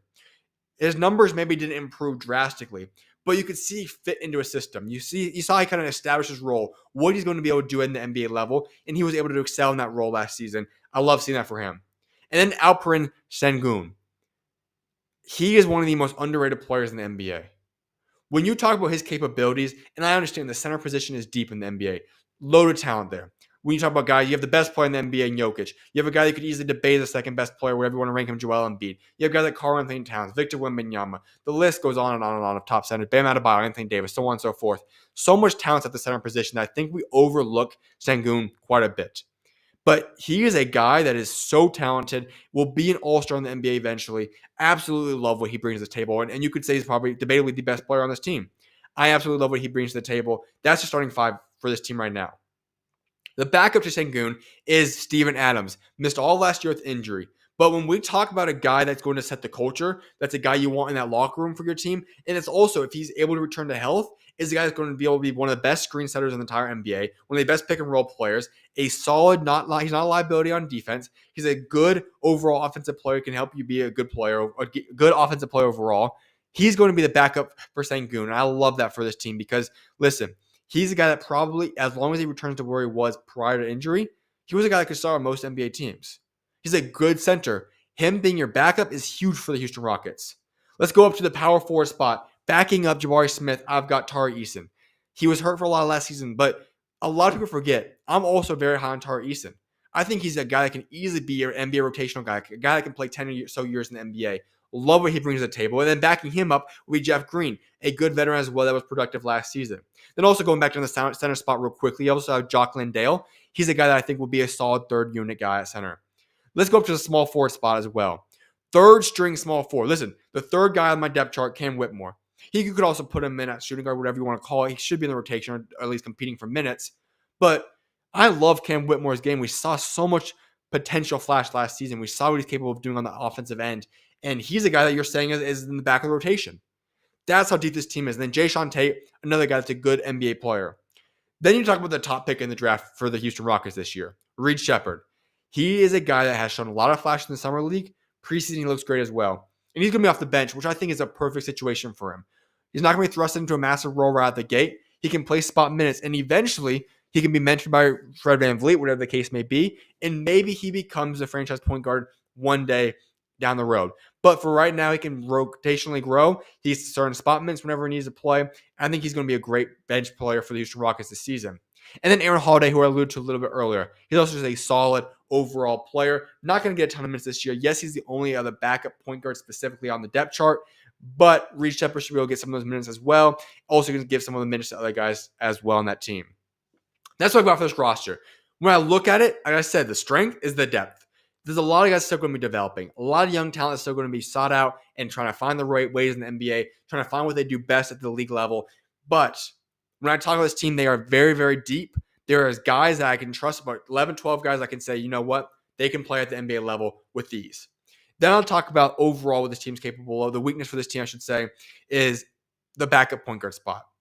You know, it's not the biggest issue in the world. Like I said, Reed Shepherd should be able to get some of those minutes occasionally. You do have Aaron Holiday. But if I had to pick something that I'd like to improve on, it would be adding a backup point guard to this team. Just my own personal preference. You only have 2 point guards that are actual point guards on this team right now.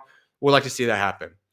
Now, you do have one roster spot open currently because AJ Griffin's retirement. Now, does that mean they're going to go pursue somebody? Not sure on that. That's obviously up in the air. Only time will tell. But you do have an open roster spot for the Houston Rockets. So that could be utilized to assign that backup point guard, a la a guy like Dennis Smith, a la a guy like Markelle Fultz. There's other guys available at the point guard spot you could go try signing. As for the two-way spots, N'Faly Dante, Jack McVay, and Jonathan Williams. All three guys that can be rotational guys. You could possibly get some spot minutes here and there if needed. No one that I'm going to rely on a ton. Obviously, Jonathan Williams played on the team last year. He got some rotational minutes here and there. So you could trust him to a certain extent. But overall, these guys would be solid two-way guys. Nothing too elaborate there on those guys. Here's what I do look at for the Houston Rockets, though, for this year.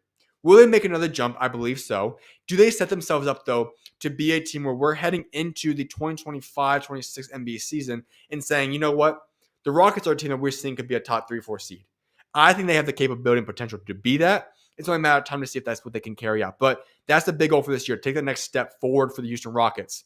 And here's the other thing I want to keep an eye on for the Rockets.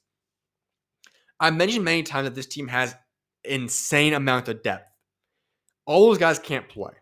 You're going to have some guys as talented as maybe a Cam Whitmore, a Tar Eason, those type of guys that might not get into the NBA game. And those guys should be in the rotation on any NBA roster in the NBA.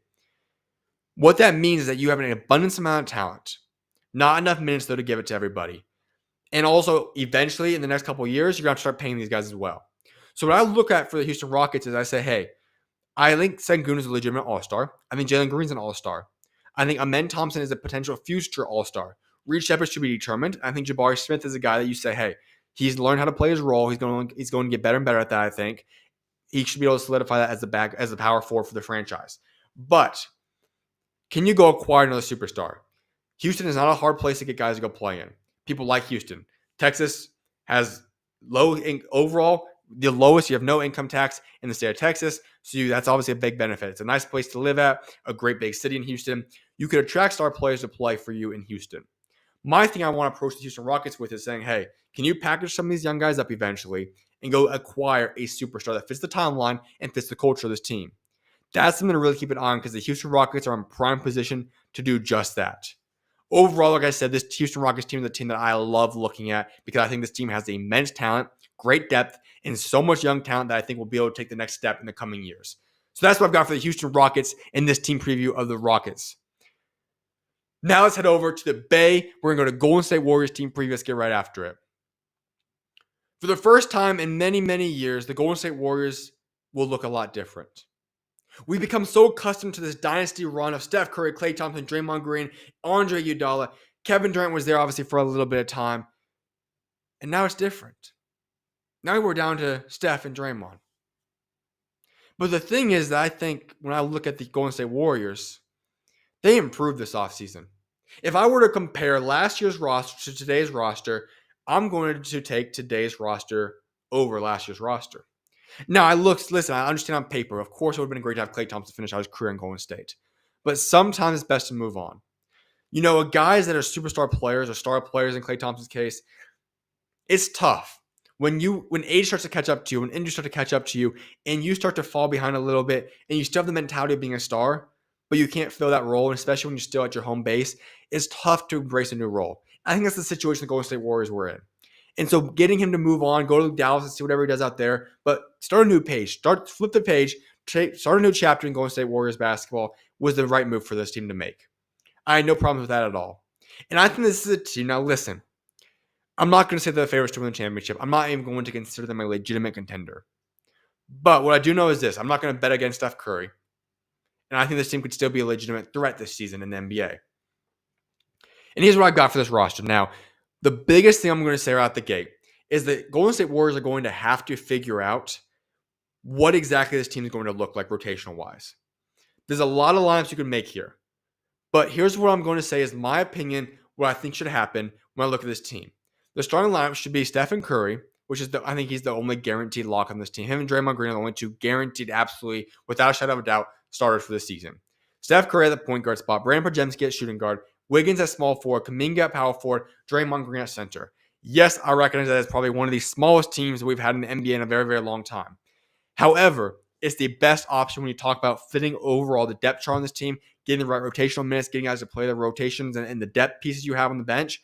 This is what fits the team best. So that's what I like to say right there. We know Steph Curry is one of the premier guys in the NBA. We're not going to debate that. We know Steph Curry is one of the top guys in the entire NBA, one if not the best point guard in the entire NBA as well. Then you look at Brandon Podziemski.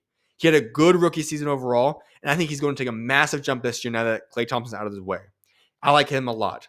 Wiggins will have a backup season. Let me take a moment to say about this about Andrew Wiggins. A lot of people in the world today, when we talk about athletes, we look at their performances and want to grade them as if everything is perfect in their lives. Sometimes for some athletes, if they're not producing in a way for an extended period of time, there's a good chance that something is not happening that's right in their lives off the court. And guess what? We found that out for Andrew Wiggins this year. When this offseason came in, we found the news. Does that not make a lot more sense as to what everything that's been happening on the court for Andrew Wiggins has looked like in the past year or two? And when I see this team now, it might take adjusting for Andrew Wiggins. But I think people were a little too harsh on Andrew Wiggins, especially when we now recognize and realize these circumstances that are going on in his life off the court. Basketball is just a sport. Life off the court is a lot more important. And he took that priority and was emphasized a lot more time being with his family in those tough times that he had to deal with. That's now essentially, obviously it's not over with, but he's able to move on and turn the chapter. It's now a new part of his life. And I think a lot of people that have been bashing Andrew Wiggins over the past couple of seasons since his All-Star year was so great are going to come back and realize that he is still that guy. I think Andrew Wiggins is going to have a great season for this team this year. I might be wrong here, but I have a lot of faith that Andrew Wiggins is going to have a bounce-back season this year. Remember, he was an All-Star just a couple of years ago before everything went sideways off the court for him. Andrew Wiggins is going to be a starting small forward for this team. I think he's going to excel this year. Jonathan Kuminga. It's time for him to take that massive jump. Listen, last year was a nice jump. I think this year is the year that we're going to see Kuminga take a massive jump. He has all the potential in the world to be a legitimate, high-level starting player. Not sure I'm willing to say all-star yet. High-level starting player. And then Draymond at center. Listen, this is going to get interesting. He is one of the premier defensive players in the NBA still, in my opinion. But him running center is going to be a little bit questionable. That's why I said this. The whole first part of the season for the Warriors has to be just understanding what this rotation is going to look like, because there's a lot of question marks here. It might be a little bit ugly for the first couple of weeks of the season. They got to figure out the rotation. But I think Draymond works best for this team. I think this lineup I just said works best for the Warriors. Let's go to the backup unit. The biggest piece I'm going to say off this bench right now is Trayce Jackson-Davis, simply because he's a center and they're going to need a center. If the Draymond situation does not work out well, you're going to shift Trayce Jackson-Davis to starting center, Draymond up to power forward, Kuminga to small forward, Wiggins to shooting guard most likely. That's how I think the roster would look like. Steph obviously at point guard. So Trayce Jackson-Davis should be huge because he's going to have to get a lot of minutes, being the only other center that they're going to probably utilize. Kevon Looney also is a guy we're going to see. He's third unit right now. He's obviously starting to get to a point in his career where he's past his prime. So I don't know how many minutes he's going to have, but he's still a key piece of that locker room. He's critical. He's going to be a part of this roster now. Up to the power forward spot, Kyle Anderson was a huge pickup for this team. One of the more underrated guys in the league. I know it's fun to make fun of slow-mo and so on and so forth. What he brings to a team, his intangibles, is high-level basketball. He's going to be a guy that can fill this rotational role. Great for the Warriors. Adds great depth. He's a great bench piece. Love that addition for the Golden State Warriors. Very underrated pickup for them, actually. Then you have Guy Santos. I think he's going to be the guy that makes the roster. It's going to be a battle of the next couple of days. Guy Santos, Kyle Anderson, seeing which one of those, Guy Anderson or Guy Santos or Kevin Knox. I think Guy Santos will get that spot. He's going to be the third string power forward, in my opinion. Let's go to the small forward spot. Moses Moody. Give him a lot more minutes this season. He's ready to produce. He's ready to play. This is the year that we're going to see Kuminga and Moody take bigger jumps, and I think it's going to be great for him to see that happen. Lindy Waters is going to be the guy as a third unit there. Solid overall play. Not going to see a lot of minutes this year, though. Then we go up to Buddy Hield as the backup shooting guard for Podziemski. I think if we can make him be the sixth man for this roster, it would be huge for this team. Golden State Warriors, when you look back to their championship dynasty run, not only did they have an elite starting five, but their bench was deep as well. You see, we always forget that because the bench players don't, for the general fans, the bench players don't stick in people's minds that often. Steph Curry sticks in your mind. Draymond, Klay, Kevin Durant, those guys stick in your mind. But we forget the guys on that bench. We forget how Andre Iguodala was a sixth man for most of the season. We forget Sean Livingston, how big he was during those runs for the Golden State Warriors. We forget about guys like David West, who contributed massively on a couple of those runs for that team. We talk about some of these other guys that were a part of those Golden State Warrior bench teams, Mo Spates, so on and so forth. Those guys are critical to success. You need depth in the NBA to win championships. And that's what the Golden State Warriors did, which is why I'm so high on this offseason for them. And Buddy Hield, if you allow him to be that sixth man, where you say, hey, buddy, guess what? This is your unit. You're going to be the leading scorer off the bench. You're going to shoot what you want to shoot. You're going to get minutes for the starting lineup and maybe even close some games out for us. But you control the pace. You control the second unit. It's going to be perfect for the Golden State Warriors. Buddy Hield was a very underrated pickup. He's obviously had an up and down career at certain points. It didn't necessarily work out for the 76ers, but remember the postseason when he got in, finally got some minutes in the postseason, how he excelled in that series. I think we're going to see a lot more success because this offense in Golden State, where they know how to utilize shooters, Buddy Hield should thrive in this team this year. Then we go up to the backup point guard spots. D'Anthony Melton, Gary Payton will be kind of contributing and battling out for that point guard spot. Melton should be the guy that gets the favorite right now. Gary Payton looks like he's a little bit past his prime as well. Could still get some spot minutes here and there. Would not be shocked if he's even off the team by the end of the year, though, because, like I said, he's just kind of getting past his prime. But he's a good culture guy. He's the guy that's really well liked in that locker room. So nothing against him being on the team. That's what I got for you guys in terms of the overall guys on guaranteed contracts right now. But then you have two-way deals. Quinn Post, the draft pick from this year. Pat Spencer as well as a new guy. And then Reese Beekman. I think it's a solid two-way guys. Not sure any of the guys will ever be on standard guys contracts, but still, solid overall two-way spots for the Golden State Warriors. Then let's head over to what I said was a battle. You have Kevin Knox, who was brought in. It's essentially going to be a battle of Guy Santos versus Kevin Knox. I said this a few moments ago. You could have them both on the roster if you want to go 15 guys. Golden State Warriors typically don't do that. I don't think they will do that because of the salary cap issues right there, and it doesn't make sense. Neither one's going to be that critical to the team. But what I think you need to do is I think Guy Santos works out. He's a part of the locker room already. He's well-liked in that locker room. He's a younger player.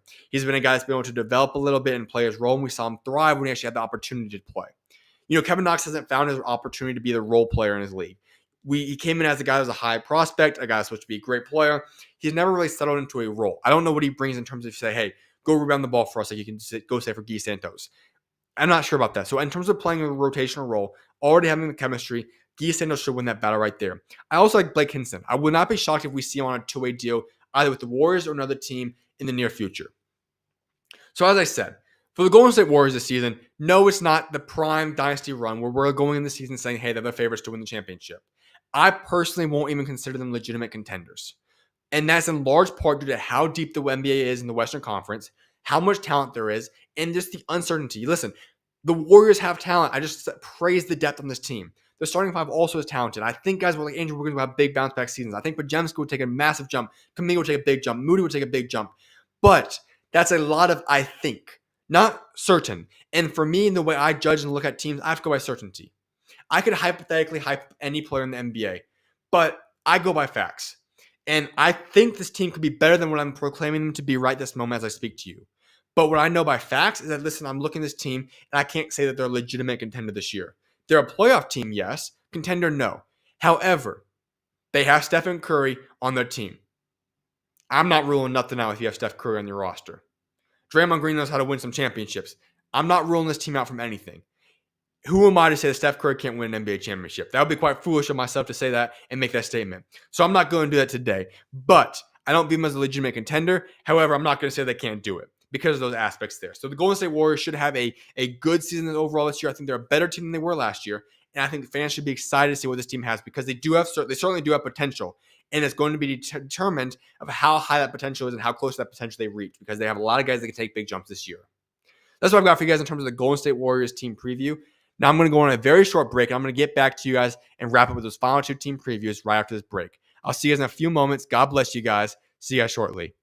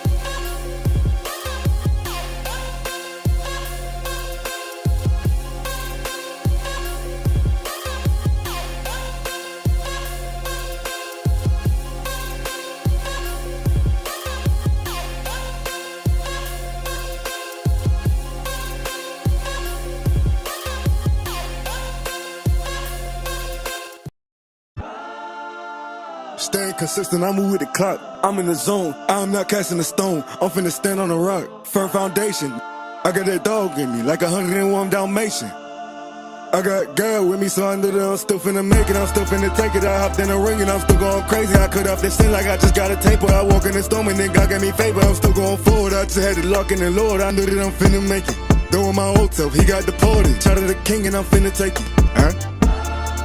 Short break right there because we got to get right back to Hardwood realities. 2 more team previews to give you guys. Miami Heat, Chicago Bulls. Miami Heat come up first. Let's get right to it. Listen, the Miami Heat did not have the offseason I think anybody wanted nor expected them to have. And I look at this team right now and I say, well, they're fine, but it's not a team that I think should be built around when you have a team of Jimmy Butler and Bam Adebayo on your roster. I don't think they did the right moves to get them in the right position, but I do know this as well for the Miami Heat. Who am I to say that they're not going to be okay this year? It's not the splash moves that we wanted them to make, and it's not quite the team that looks great on paper. But we're talking about the Miami Heat. We're talking about the team that has the best coach in the NBA. Listen, it's not debatable there. Can I just make this clear right now, first of all, before I go any further? Eric Spoelstra is the best coach in the NBA. It's not even a debate. The only thing I'll give you somebody is if you want to throw Greg Popovich because of what he's done throughout his career, and you kind of want to give him like this honorary, the best coach because he's probably the best coach ever to coach, sure, go give him that title. But I'm talking about today right now. If I'm taking one coach, if we had a coaching draft right now, it's Coach Spoelstra number 1, and I don't even know where we're going to go after number 2. We can debate that later on. But number 1 is not even debatable. Coach Spoelstra is number 1 coach in the NBA. That is just this fact. And there's nothing I'm going to say around that fact because he is the best coach in the NBA. But going back to this team, though, how can I say that a team coached by Coach Spoelstra and a team that has a system of development they have and a team that seems to prove everybody wrong every single year as long as they're healthy and a team that does still have Jimmy Butler and Bam Adebayo isn't going to be great this year? You know, I look at this team and I'm going to say, hey, they look like a 6, 7, 8 seed right now. But as I said, what is a 6, 7, 8 seed in Miami Heat? They find a way to get the job done in the postseason almost every year anyways. And so for me, it's a tough predicament. How do I possibly rank this Miami Heat team? Well, here's what I'm going to do for you guys. I'm going to break this team down because of what the talent is and how I think they're going to produce when it matters in the postseason. And so let's break down this roster overall because, listen, this is a team that I'm not going to say is my favorite to win the NBA championship this year. But at the same time, I'm not going to say this team can't win the NBA championship because I know what Jimmy Butler can do in the postseason, and I know what this team is capable of when you have Coach Spoelstra at the helm of the team. So let's break down this roster. At the point guard spot, you have Terry Rozier. He was newly acquired last season. This year, a lot of chemistry. He's kind of forming that backcourt now with Tyler Hero. He should be healthy, hopefully, and I think he's going to be a solid point guard for this team overall. Not a premier point guard, solid point guard, though. And then you have Tyler Hero. He's a guy that, you know, it's tough. I don't think he's an all-star, but he's one of those guys that you talk about as being a really borderline all-star type of guy. You know, he's a very, very good high-level NBA starter. Not all-star, but a high-level NBA starter. But I think Terry Rozier and Tyler Hero, not a great backcourt, not anywhere near the top-ranked groups in the backcourts in the NBA. But by no means are they a bad backcourt. I think they fit, especially when you have other stars around them like Jimmy Butler and Bam Adebayo. And that's what I want to get to now. Jimmy Butler. I think there's a different focus and mindset of Jimmy Butler. When we talk about off-the-court situations, we were made aware that there were situations off the court impacting Jimmy Butler's life recently. That can hinder players and athletes more than people recognize. We think about in our day and lives that when we go through life and a situation occurs that our lives and our performance at our work might not be as good. It's no different for athletes. And I don't know the extent of how much impact that might have had or whatnot, but I do know that there seems to be a different mentality. I don't know if that was a private discussion had between Pat Riley, Eric Spoelstra, Jimmy Butler, whatever it is. But although it was funny, the shenanigans for the media day did not happen this year. There's a different mindset and focused mentality of Jimmy Butler this year. And let me just say that type of Jimmy Butler is a Jimmy Butler that you should all fear. And here's why. That's the Jimmy Butler that we typically see in the postseason. We don't often see that Jimmy Butler in the regular season. And I'm not saying he's going to go out there and have that mindset all regular season, but the fact that he's already displaying signs of that personality traits right now in the early stages of the preseason is intriguing to me. It makes me wonder how good this team can be if that's the mentality and the type of Jimmy Butler we see all year. However, I have a proposition for the Miami Heat. I said this back when the Team USA games were going on, and I raved about Bam Adebayo. And I'm going to do this right now. Listen,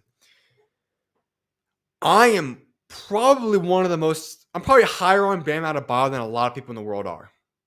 When I talk about Bam Adebayo, I recognize that I might not put him in that Jokic and Embiid group, but he's darn close to those guys. And the reason I don't think people perceive him in that light is because of a multitude of reasons, one of which is why I have a proposition for the Miami Heat.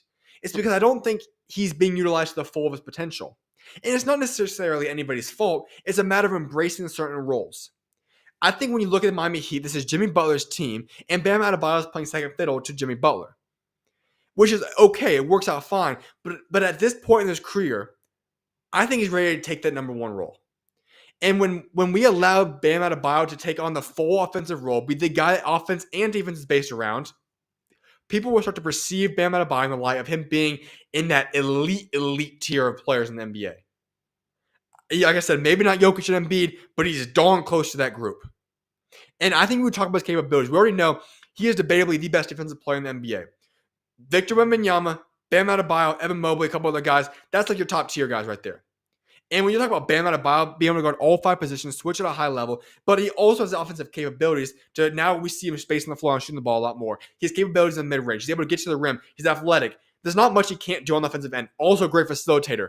He plays everything. There's not many weaknesses, if any weakness, that Bam Adebayo has in his skill set. I love Bam Adebayo, and I believe this. I think that when the time comes that we decide to say, hey, Bam Adebayo is number one guy in the Miami Heat, Jimmy Butler's second unit to him, or second fiddle to him, and they form a dynamic duo where Bam's 1A, Jimmy Butler's 2B, or whatever it is, that's going to be the most successful opportunity for the Miami Heat to take the next jump. I absolutely love Bam Adebayo, and I'd like to see that happen. The other starter for this team, Nikola Jovic.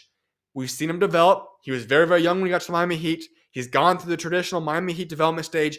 He should be the starting power forward for this team this year. I think he's going to have a good season overall. I like his game and what he brings to this team. Second unit, let's hop into it now. Kel Ware backing up Bam Adebayo. Hear me out on this real quickly. When I talk about Kel Ware, I've said this. Go look at my tweets. Go look at different things I've talked about Kel Ware since the time he was in high school. Since the time he was in high school, I said this is the perfect modern-day center. Look at guys along the lines of Jared Allen, Nick Claxton, Mitchell Robinson, all those guys that are Derek Lively now, all these guys that are rim running, rim protecting, lob threat centers. That has been Kel Ware since the time he was in high school. And I've said that time and time again. And Miami Heat got an absolute steal getting him in the draft. Not shocking, that's what the Miami Heat does. Here's what I'm intrigued about. Kel Ware can be off the bench for the beginning parts of the season. No problem with that. But there's a lineup change that I'd like to see that could possibly happen that would really intrigue me about the Miami Heat. What does the possibility, when Kel Ware gets established, of a Kel Ware center moving Bam to power forward possible lineup look like? I think that Bam has the capabilities facing the floor. We've seen more and more flashes of that. He doesn't need to just be in the paint. He could run power forward, and that could be an intriguing lineup that I'd like to see them play. And I'm sure Coach Spoelstra is going to give us a lot of previews of that as the season progresses. Intrigued by that. But Kel Ware was one of the biggest steals in the NBA draft. He's going to be perfect in this team. And on top of that, remember, he's going to be mentored by Bam Adebayo. And he's going to be going through the Miami Heat development system. Great pickup there. He's going to be in great position. And then you have other guys backing up those two guys, Kevin Love, Thomas Bryant. Two guys I don't think will get extensive minutes. Kevin Love's a great locker room presence. Space the floor. He could get rotational minutes here and there. Overall, it's going to be guys that you see backing those other two guys up. Let's go to backup power forward. Jaime Jaquez. You could make a debate, and I'm fine with that, saying he's going to start over Jovic. No problem with that at all. Honestly, I'm not even against that. However, I think right now, off the start of the season, he's going to be the backup to Jovic. Just overall can control the bench unit. You could debate will be the number one scoring option as a second unit player. I think that's an interesting role to see him in right there. But had a great rookie season. I think he could have another great year overall in year two. And then backing him up, Hayward Highsmith. We've seen what he's done. He's a good rotational guy. You could see him as the 9th, 10th, 11th man in the rotation spot. Nothing I'm going to trust him too much with, but overall it's still a good depth piece there. Then we look at the backup to Jimmy Butler is Duncan Robinson. 2 years ago, people were obviously, and rightfully so, looking at that contract and saying that might be the worst contract in the NBA, or at least right up there. But last year, he had a much improved season, both defensively, efficiently on offensive end, shooting-wise, and I like what he's going to be able to bring to this team. Hopefully, he's had another great offseason, and he can really solidify himself as being a good backup bench piece to this team. Because, listen, he can space the floor. If he's not a liability on defense, he's a good guy that you can trust even in the postseason. Then let's go up to the shooting guard spot. And listen, the guard spot is the biggest weakness overall for this team, okay? Josh Richardson, Pele Larson, the guys that's battling for that shooting guard backup spot there. Josh Richardson is the guy you can trust, had a lot of injuries once again last season, but he's overall a good player. I think he could be a good rotational guy. Not sold on him because he has had injury issues in the past, though. But I do like the addition of Pele Larson. Now, I don't know if I'm going to be able to trust Pele Larson right out the gate or even to trust him throughout the rookie season. But we're talking a year or two down the road in the Miami Heat developmental system. He's going to be great in that system. I think he was a great draft pick coming out of Arizona right there. And then you have Alec Burks. He's one of the most underrated guys in the NBA. This is the guy that's going to show up and just get you 20 points a game randomly out of the blue on a Tuesday night against somebody that you just need to step up. He got more minutes and he's going to drop 20 points for you, maybe even more. He's a guy that can be a great bench piece. You could possibly say, hey, if he fits in the rotation right, maybe even becomes a sixth man of this roster. I don't know what the case may be, but he's a very underrated player. I like that pickup for the Miami Heat. I really went underneath the radar. They didn't make a lot of transactions this offseason. He's one of those few pieces, and I think that was a great pickup for the Miami Heat team to make. But when I do look at this team, like I said, I don't want to be the one doubting the Miami Heat. This team has done it and proved people wrong every single year. There's no reason they can't do it again. But when I do look at this roster, yes, the guard spot is a little bit weak. Obviously, you could use backup upgrades at backup point guard. You could utilize a little bit more depth overall. I could see a star player being needed on this roster. They're about another star player away, I'd say, from being a legitimate, contender right on paper. However, this is the Miami Heat. They find a way because they have the best coach in the NBA. They have the best culture in the NBA. They find a way time and time again. Would not be shocked to see that be the answer once again. So two-way spots. This is what I want to really emphasize on this Miami Heat team for a reason. Nobody has a better two-way roster lineup than the Miami Heat does. And it's not even comparable. Josh Christopher, Geshad Johnson, Drew Smith. All three guys are solid players. When I talk about this group overall, Josh Christopher, he's a guy that coming out, listen, I talked about this a few moments ago. He was a part of a situation in Houston where it was a circus show. That coaching staff and the way they had the team set up with pretty much the entire roster of young guys set so many young guys up for failure. It was not a good situation in Houston just a few years ago. Josh Christopher got wrapped up into that, and it derailed his career to a certain extent. There was not a better situation for him to fall in line with than going to the Miami Heat, where he will be embraced culturally. He'll be able to develop. He has no pressure on himself, and he can just focus in on getting and becoming a better player. And I think that we're going to see Josh Christopher be the next success story for the Miami Heat. He's going to have a bounce-back season overall. Him earning a standard contract would not shock me in the least bit by the end of the season. Because I just said, Miami Heat have a lot of guard issues. There's not a lot of depth on the Miami Heat guard spots. Right there's one, Josh Christopher. I absolutely love that addition for him. Balled out in the Summer League. Expect big things from him this year. Geshad Johnson should have been drafted this year. The fact that he was not drafted shocked me, especially in a draft that was not very deep, and you're just looking for guys that could plug and play right out the gate, and he went undrafted. Mind-boggling. But guess what? The Miami Heat drafted him. Shocker. That's the type of guy that the Miami Heat will go get in the undrafted market, and they nailed it. I think he's another guy. Would not be shocked to see him on a standard contract in the NBA in the near future. Drew Smith is a guy I'm not as high on. I think he's going to stick on the two-way spot. We've seen him bounce in and out of the league, but at the same time, Miami seems to love this guy. And when Miami likes a guy that they're trying to develop, I'm not going to be the one to say they're wrong. They know better than anybody else in the NBA of who's going to be good guys that can develop on the two-way spot. So they have him there for a reason. Only time will tell why they like him so much. Here's what's interesting, though. They have one roster spot currently open on the Miami Heat. What do they do with that spot? It's not guaranteed to be utilized because of the cap situation in the NBA. A lot of teams are leaving that 15 spot open and only going 14 guys. That could be what they do here. But they have a few guys that are currently on E10 deals, including Nasir Little, Isaiah Stevens, Zion Poland. Zion Poland was originally on a two-way deal, got dropped. I don't think he's going to get that spot overall. I think he's going to spend the year in the G League. Great development year for him there. Isaiah Stevens, I like his game a lot. He showed up great in the Summer League. He's been decent throughout training camp preseason. I don't know if he's going to get a standardized contract, but it's more so could Jake up, get the overall standard contract to see him become a two-way. That's for time will tell. And then you look at a guy in Nasir Little. Never quite lived up to expectations. Couldn't find a rotational role on the Phoenix Suns last year when that team was abysmal and needed depth. So I'm not very high on him. I'm not sure he's going to fit well. But once again, Miami Heat knows how to identify guys and revive careers. That could be very well what we see Nasir Little end up doing this season. So what do I look at for this overall team? Well, your weaknesses are backup point guard and guard depth. Overall superstar talent. There's not the overall talent that you look at and say, hey, you don't have multiple All-Stars that are guaranteed. You have two, but I feel like they could use one more superstar on this roster. What they're really banking on is development, which, to be frank, this is a team that is very, very good at development. That's the thing that if anybody's going to bank on development in the NBA, it's the Miami Heat, and they have an A-OK job at doing that. So that's what I'm going to look at for this team. They're banking on a lot of these young guys taking big jumps and playing bigger roles this season and becoming better players. They're banking on guys like Jimmy Butler being healthy, Bam Adebayo being healthy, so on and so forth. And if that comes to fruition, this team could be a lot better than a lot of people think of them as. As I've said multiple times, though, this team will be good. It's the Miami Heat. They have Eric Spoelstra coaching them. They have 2 guys that are all-stars, and they have great development. I'm personally not going to say this is a contending roster, but I'm also not going to bet against this team because they have proven me and everybody else wrong time and time again. And like I said, they have the best coach in the NBA, and they have great players around them. I think this team will still be a good season team overall. The East is very, very weak. They're going to be in the playoffs. They're still a top 7, 8 team, whatever it is in the East.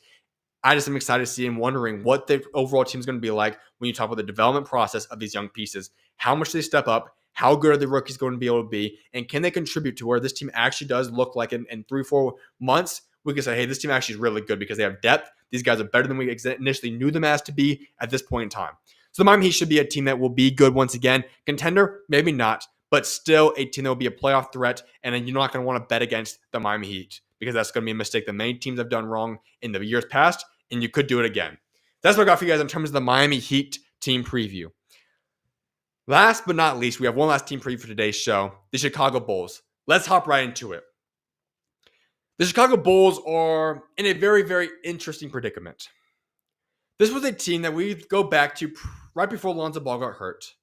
And we were saying, now maybe weren't the favorites, but a team that looked like a team that could compete for an NBA championship. Like I said, obviously may not be guaranteed. There may not be everyone's opinion, but they were very, very good, playing at a very high level. Since that point in time, things have gone sideways. Lonzo Ball got hurt and just now finally made his return after over 1,000 days off the basketball court. You had a situation where DeMar DeRozan is now gone. He's removed from this team. Multiple trades and transactions have gone on throughout that time span.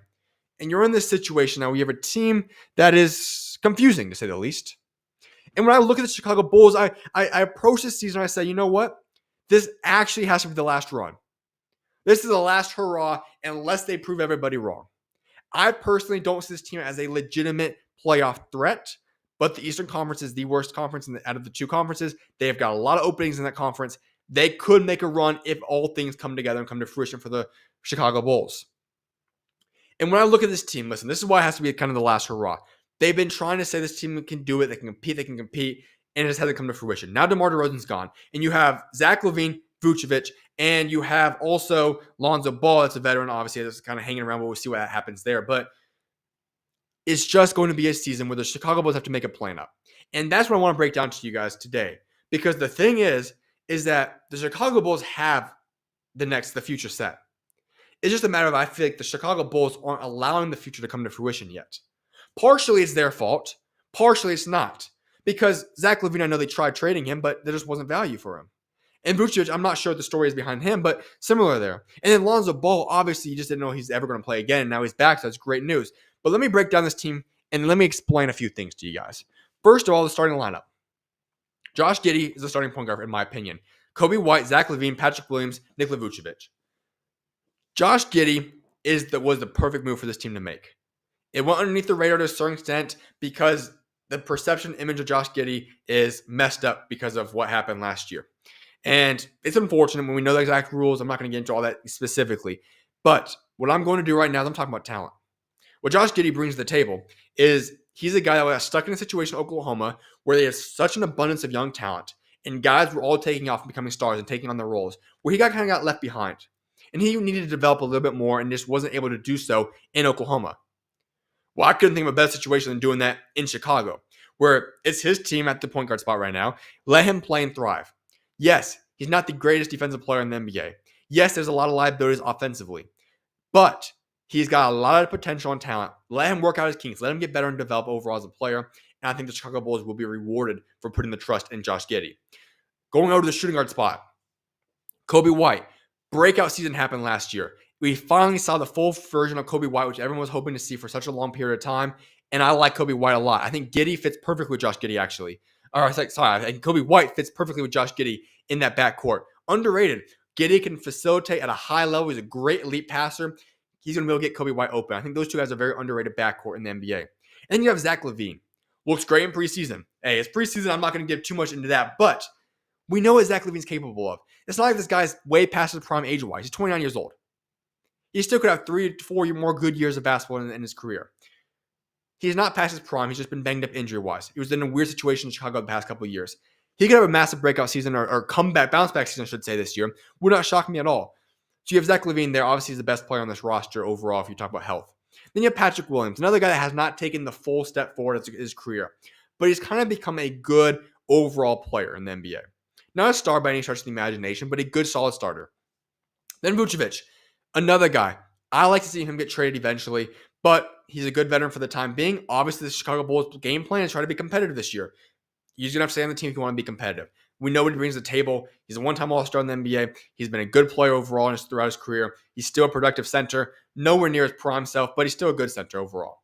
But let's go down to this backup unit then. Lonzo Ball made his return. We're going to have to see what is he capable of doing. How many games does he play? How well does the knee hold up? So many questions to ask there. But what we saw last night was great. Great to see Lonzo Ball back in the NBA playing basketball again. But for Lonzo Ball, he's the backup point guard for now. And then you have Ayo Dosunmu. He's another guy that's a young player. We've seen flashes. I think he's another good, solid player that can be a rotational guy. I think this is kind of the role he's going to fit into now. I don't think he's ever going to be bound to be a starting player in the NBA. But being a guy you're going to see in the rotational, 7th, 8th, 9th man in the depth chart, exactly what he was destined to be. I think he's going to finally get into that rotational role now. And then you also have Chris Duarte. He's going to be the guy that's also behind him, I think, going to get spot minutes here and there. We've seen him have flashes early in his career, not been as pleasant to see the past couple of years. But Chris Duarte, he's a solid overall guy, can space the floor, shoot the ball pretty well. He's going to be essentially the third unit shooting guard. Then you also have Javon Carter at the backup or third string point guard, as well as Taylor Horton Tucker, who both I think solidifies roster now after the moves today that open up a few roster spots. I think Taylor Horton Tucker is now on the roster. Good to see that. I think he's a good, productive NBA player. Javon Carter, we know he's capable of. A great, underrated defensive player. He's a good shooter overall. Solid player there. Here's where it gets interesting. Backup small forward for Zach LaVine. Julian Phillips, Dalen Terry will kind of be battling that out right there. I like them both in different ways. Julian Phillips has a higher ceiling. Dalen Terry is more prepared for this team right now in terms of playing a defensive role. He can overall be a solid, point forward to a certain extent. But I think Julian Phillips needs to unleash him. He needs more minutes and opportunity. I like both those guys, though. I think both should get some minutes this season and should be rotational players. Backup power forward is the top pick for this year's draft for the Chicago Bulls, Matas Buzelis. He's a guy that I think will be a little bit of a project, needs some time to develop, but I think he's going to be a solid NBA player when it's all said and done. And then you have Torrey Craig, another guy that's a good veteran in the team. Back at Vucevic at the center spot, Jalen Smith. He's had an up and down NBA career. We've seen him have a couple good years in Indiana, lost his rotational role now out there in Chicago, and I think he's going to be able to be a good, solid backup center. However, here's a few things I want to point out for this team. First of all, you have two two-way spots right now, and Adama Sanogo, he's locked in, and DJ Stewart. You have one opening spot who I think has a good chance of being signed to EJ Liddell, who's on an E10 still in the contract. Those would be a 3 two-way deals. I think that's what's going to happen. Maybe they sign somebody else. Might be wrong there. But I want to emphasize one thing here. Adama Sanogo, here's what I love about this. He reminds me a lot of what Andre Drummond brought to the Chicago Bulls last year and what Andre Drummond has now become in his career. A good backup center, rebounds well. You can trust him to play and be productive when you need him to play some minutes and maybe start spot here. Start 10, 15 games a season. He's going to be that kind of player. I think he deserves to be added on to the standard contract and get signed to that deal. Would not shock me if we see that by the end of the season and ultimately become the backup center for the Chicago Bulls. But I think being mentored by Andre Drummond last year was huge for him. I think he's going to make a nice jump for this team. Now, that's what I've got for into overall the roster. But I mentioned in the beginning of this preview that the Chicago Bulls have a predicament right now. Here's what I would do. You have two options. Right now, it appears that they're going to pursue trying to be competitive. Option number 2 is blow it up. But here's what I want to say. It's time to blow up this roster.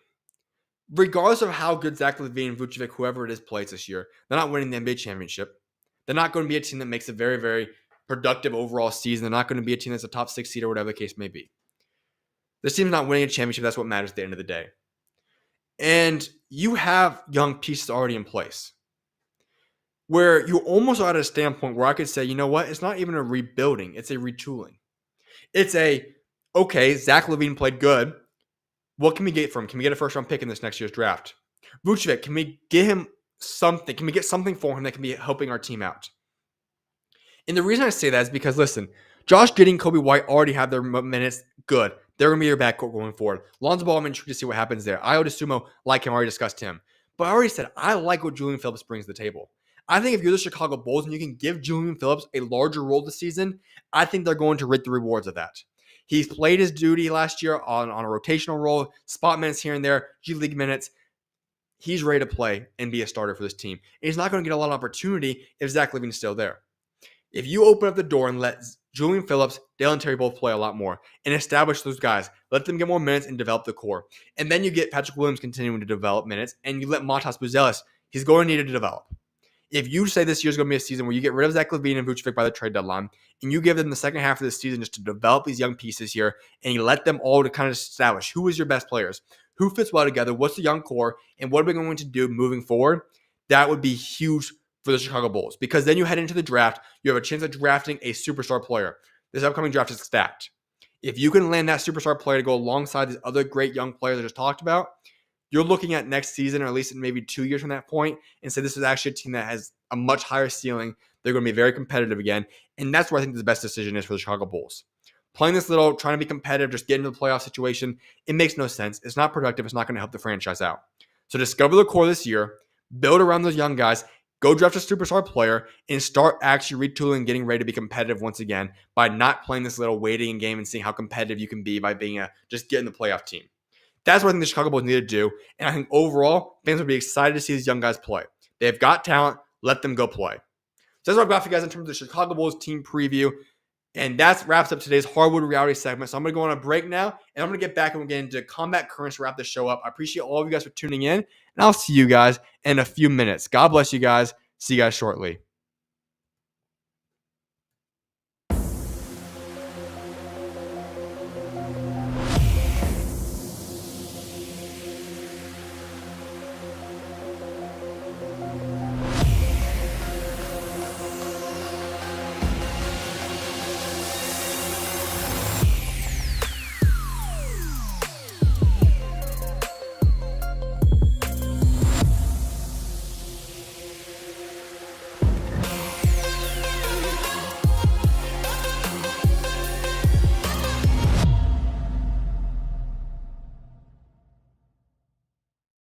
From the moment I was born, a ball was in my hands and a deep passion for sports was ignited.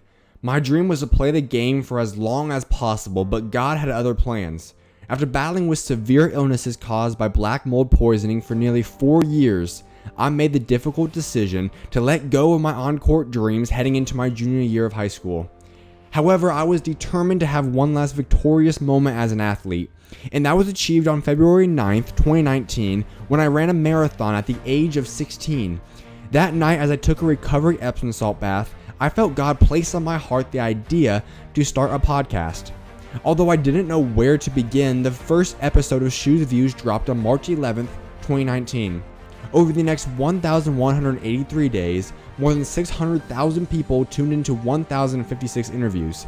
Then, on June 6, 2022, my final interview for over a year was released featuring Jameer Young. I never once thought that I'd be off the air for over a year, but the truth is there was something missing in me. At first, I thought creating a website would help fill that void, so I went and put together SchuZ.net, but nothing changed. Throughout the next month, I continued searching for answers, and eventually, God worked in the only way that would have gotten my attention at that point in time. Through something work-related. By the end of July 2022, my parents blessed me with the opportunity to build a studio. However, before breaking ground, the real change began. On August 3rd, 2022, my life changed forever. Once again, I happened to be taking a bath late into the night, and suddenly, an indescribable feeling came upon me. It was a profound urge to open up my Bible and read. I turned to 2 Corinthians chapter 4, and since that night, not a single day has passed without me spending time in the Word. You see, what was missing all along was Jesus. On August 6th, my dad and I began to lay the foundation for the next chapter of my career. Simultaneously, the foundation of who I was created to be was also being laid. Over the years, I had lost sight of my Lord and Savior Jesus Christ. I knew of God, but I didn't know Him, and I certainly was not following or living like Him. But day by day, the new me began to take shape. My former self's sole priority faded away, and I began to live out the acronym I often talked about, FJTFOE. It stands for First Jesus, then Family Over Everything. God became my everything, and He transformed me entirely. He helped me rediscover my love for family, running, lifting, playing basketball, giving back, the church, and most importantly, Him. This journey began with a craving to nourish my old identity, but God's hand was always in control, rapidly shaping my new identity. As God transformed me, He also grew my relationship with every member of my family. Together they stood by me and contributed to the person I am today. Through it all, Ephesians chapter 3 verse 20 manifested its truth in my life. The blessings I received far exceeded anything I could have imagined. The truth is that God's hand has always been there, but now I'm committed to following His path. Although I may look different, and my heart has undergone a profound change, I am truly blessed to announce the beginning of a new chapter. Starting July 24th, I will be launching my new show, the SchuZ Show, which will air on my YouTube channel every Monday, Wednesday, and Thursday from 5 to 7 p.m. Eastern Time. I can't wait for you guys to join me in this next chapter. I'll see you guys soon, and may God bless you all.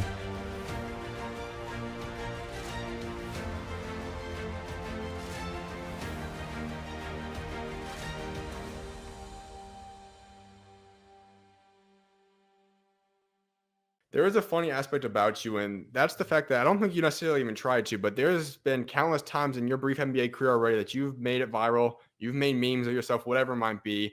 One of which was in the midst of that 40-point streak. You obviously broke LeBron's record, and you made your comment saying about, well, I'm not really a LeBron guy, I'm a Kobe guy. And I don't think you even intended that to go viral. Now you have that. Nah, not at all. There's your Steve Nash moment during the Summer League. We know that aspect. I think that was after the second year. You had a fine, obviously, at one point. You have your branding that you've now done. When you look at all these, like, do you ever intend to expect something to go viral or be funny, or does you just end up happening, and then by the time you get back on your phone, you're like, oh, this already just went down, dang. Bro, that's crazy. Staying consistent, I move with the clock. I'm in the zone, I'm not casting a stone. I'm finna stand on a rock, firm foundation. I got that dog in me, like 101 Dalmatian. I got girl with me, so I knew that I'm still finna make it. I'm still finna take it. I hopped in the ring and I'm still going crazy. I cut off this sin like I just got a taper. I walk in the storm and then God gave me favor. I'm still going forward. I just had to lock in the Lord. I knew that I'm finna make it. Doing my old self, he got deported. Shout out to the king and I'm finna take it. A lot of you guys know me as SchuZ, and this will now begin the next stage of today's show, Combat Currents, which will be the final portion of today's show, in which I'll be unmasking combat currents of today's fight world. All right, so let me just make a little bit outline for you guys on what today's Combat Currents show is going to look like. I'm not going to do a preview today. There's obviously a few big fights that's going to go down. I'm going to wait to do a recap for you guys on the next show, which will be sometime next week. And what today will be is because I have a long portion of today's show that's going to be allotted to the massive weekend that has happened in boxing. There were 11 world championship fights that emerged and came through this past week. And on top of that, out of those 11, that's not even including fights that were very notable, such as the Ben Whitaker fight we're going to get into, one of the biggest KOs of the year from Fabio Wardley, Chris Eubank Jr. having a massive fight, and so on and so forth. So this week is going to be, or this episode will be a large portion allotted to breaking down everything that happened in a long breakdown of a recap, discussing everything brought down in this past week. So with that being said, let's get right into Combat Currents, unmasking Combat Currents of today's fight world. We're going to start with a recap of Riyadh's season card. This past week, there was a lot of big-time fights, but most notably, above all else, was one of the best fights we've had of this century so far. What we witnessed was two of the great pound-for-pound fighters going at it, combating each other, and fighting an incredible fight. We saw Artur Beterbiev versus Dimitri Bivol go 12 rounds in what will be one of the most technically sound fights that you will ever see. And that's the one I'm going to start off with today. As we know the outcome from that fight, Artur Beterbiev became undisputed light heavyweight champion of the world for the first time in 25 years, defeating Roy Jones Jr.'s record that had 3 belts at that point in time, and he became the very first champion with a grand total of 4 belts. Artur Beterbiev has solidified himself now as being a likely Hall of Fame boxer because of this weekend's performance. What happened in that fight was obviously a little bit controversial on the back end, though, because what we had a situation was that, well, Beterbiev won by majority decision. The scoring cards that involved a 114, 114, 115, 113, and 116 to 112. And that's what I want to discuss in a moment. But first of all, I want to appreciate greatness. In boxing over the past 10, 15 years, big fights weren't happening that often. Sure, they happened, but it's been 25 years since an undisputed light heavyweight champion had been crowned. It was 25 years since a heavyweight undisputed champion was crowned. We've got both of those happening now within what has been 5-6 months time span now. That is huge for the boxing sport. And what we saw was an incredible fight, one that you could easily claim to be fight of the year. What happened this weekend was two guys that are truly two of the top pound for pound fighters in the world. And let me say this, fast forwarding a little bit, pound for pound, they both leapfrog Canelo Alvarez to officially become number 4 and number 5 in the pound for pound by Ring Magazine. Rightfully so. I was hoping that was what was going to be done because, listen, when you have two guys go at it the way that they did, closely contested fight where you could have gone either way, and these are against two of the top guys. Both guys proved how dominant they were. Giving a guy or disciplining a guy because of a loss would have made no sense. And so getting them number 4 and 5, rightfully deserved, and I like to see that from what they ranked there. So now you have two of the guys in the top 5 pound for pound in that fight. But let me break down what went down in this fight because Dmitry Bivol started off hot, and then the back end of the fight, obviously, Beterbiev ended the fight stronger. And when we came to the result, I personally would have viewed it as a draw. I also could have seen it because a couple of the rounds it was very, very close. I could have seen one of the rounds, you could have flipped it, and I could have seen Bivol actually winning it. And I would be okay. I can see where one would see the perception that Beterbiev would have won as well. Not overall having a fit about any of that. End of the day, it was a close fight. No problem with the fact that Beterbiev won. Here's my problem. The 116 to 112 scorecard. There was no way, in any way, shape, or form, that you could have come up with a 116 to 112 scorecard in that fight. That had to be extreme bias to be able to make that scorecard right there. And that's my problem I want to approach today. You cannot have a scorecard of 116 to 112 in a fight that was as closely contested as that was. It makes no sense. Everybody you talk to says that was a great fight, closely contested, neck and neck battle, could have gone either way, and then you have a 116 to 112 scorecard. That is a problem with boxing. These judges need to be held accountable because this is getting ridiculous. You cannot be having a 116 to 112 scorecard when the fight was neck and neck, where many people could have said it was a draw, and yet you have a 116 to 112 scorecard. Absolutely ludicrous right there. And I think that's a massive problem that needs to be addressed, and it is what it is at the end of the day. But that's the big problem I have with what happened in that fight. Nothing else to do with anything else, just that scorecard alone.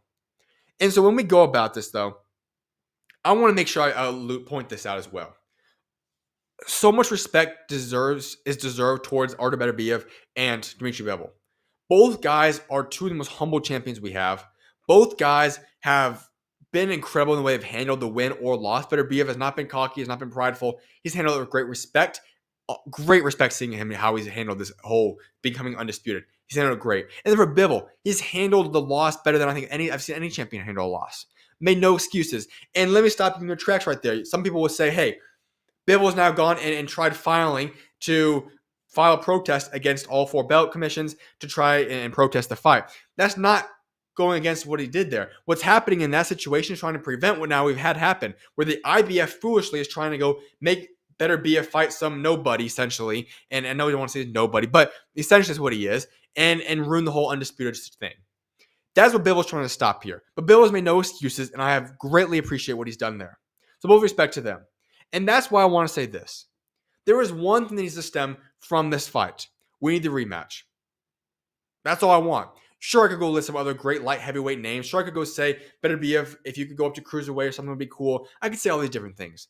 Here's what I want to see have happen. Dmitry Bivol, Artur Beterbiev, right back in Riyadh season, fighting again, undisputed championship of the world in the near future. Nothing else I'm going to even suggest there. We need this rematch. His Excellency Turki Al-Sheikh has already declared that he wants to make the Artur Beterbiev versus Dmitry Bivol rematch. And on top of that, as I said, Bivol, he's already protested that he wants, against all 4 sanctioning bodies, that he wants to seek an immediate rematch. Let's get the job done. We need the rematch to happen. There's not a bigger fight you could probably make in boxing still. Not only was it the biggest fight you could have made at boxing leading up to the fight, They went above and beyond, performed at such a high level where now, once again, we're saying, hey, this is just as big of a fight, if not bigger, the second time around. We need this to happen. It's the biggest fight to make in boxing. Most certainly the biggest fight you can make for both those two guys involved. Make it happen. Get the deal done. We want to see Dmitry Bivol, Artur Beterbiev back in the ring again. That's what needs to happen. Next, co-main event, Fabio Wardley versus Frazier Clark. This was a massive fight. We all know how good the rematch was, a potential fight of the year earlier this year on Easter, and it ended in a draw, that fight. Frazier Clark was knocked down early in that fight. He felt the power of Fabio Wardley, but did not get KO'd. This time around, the ties changed.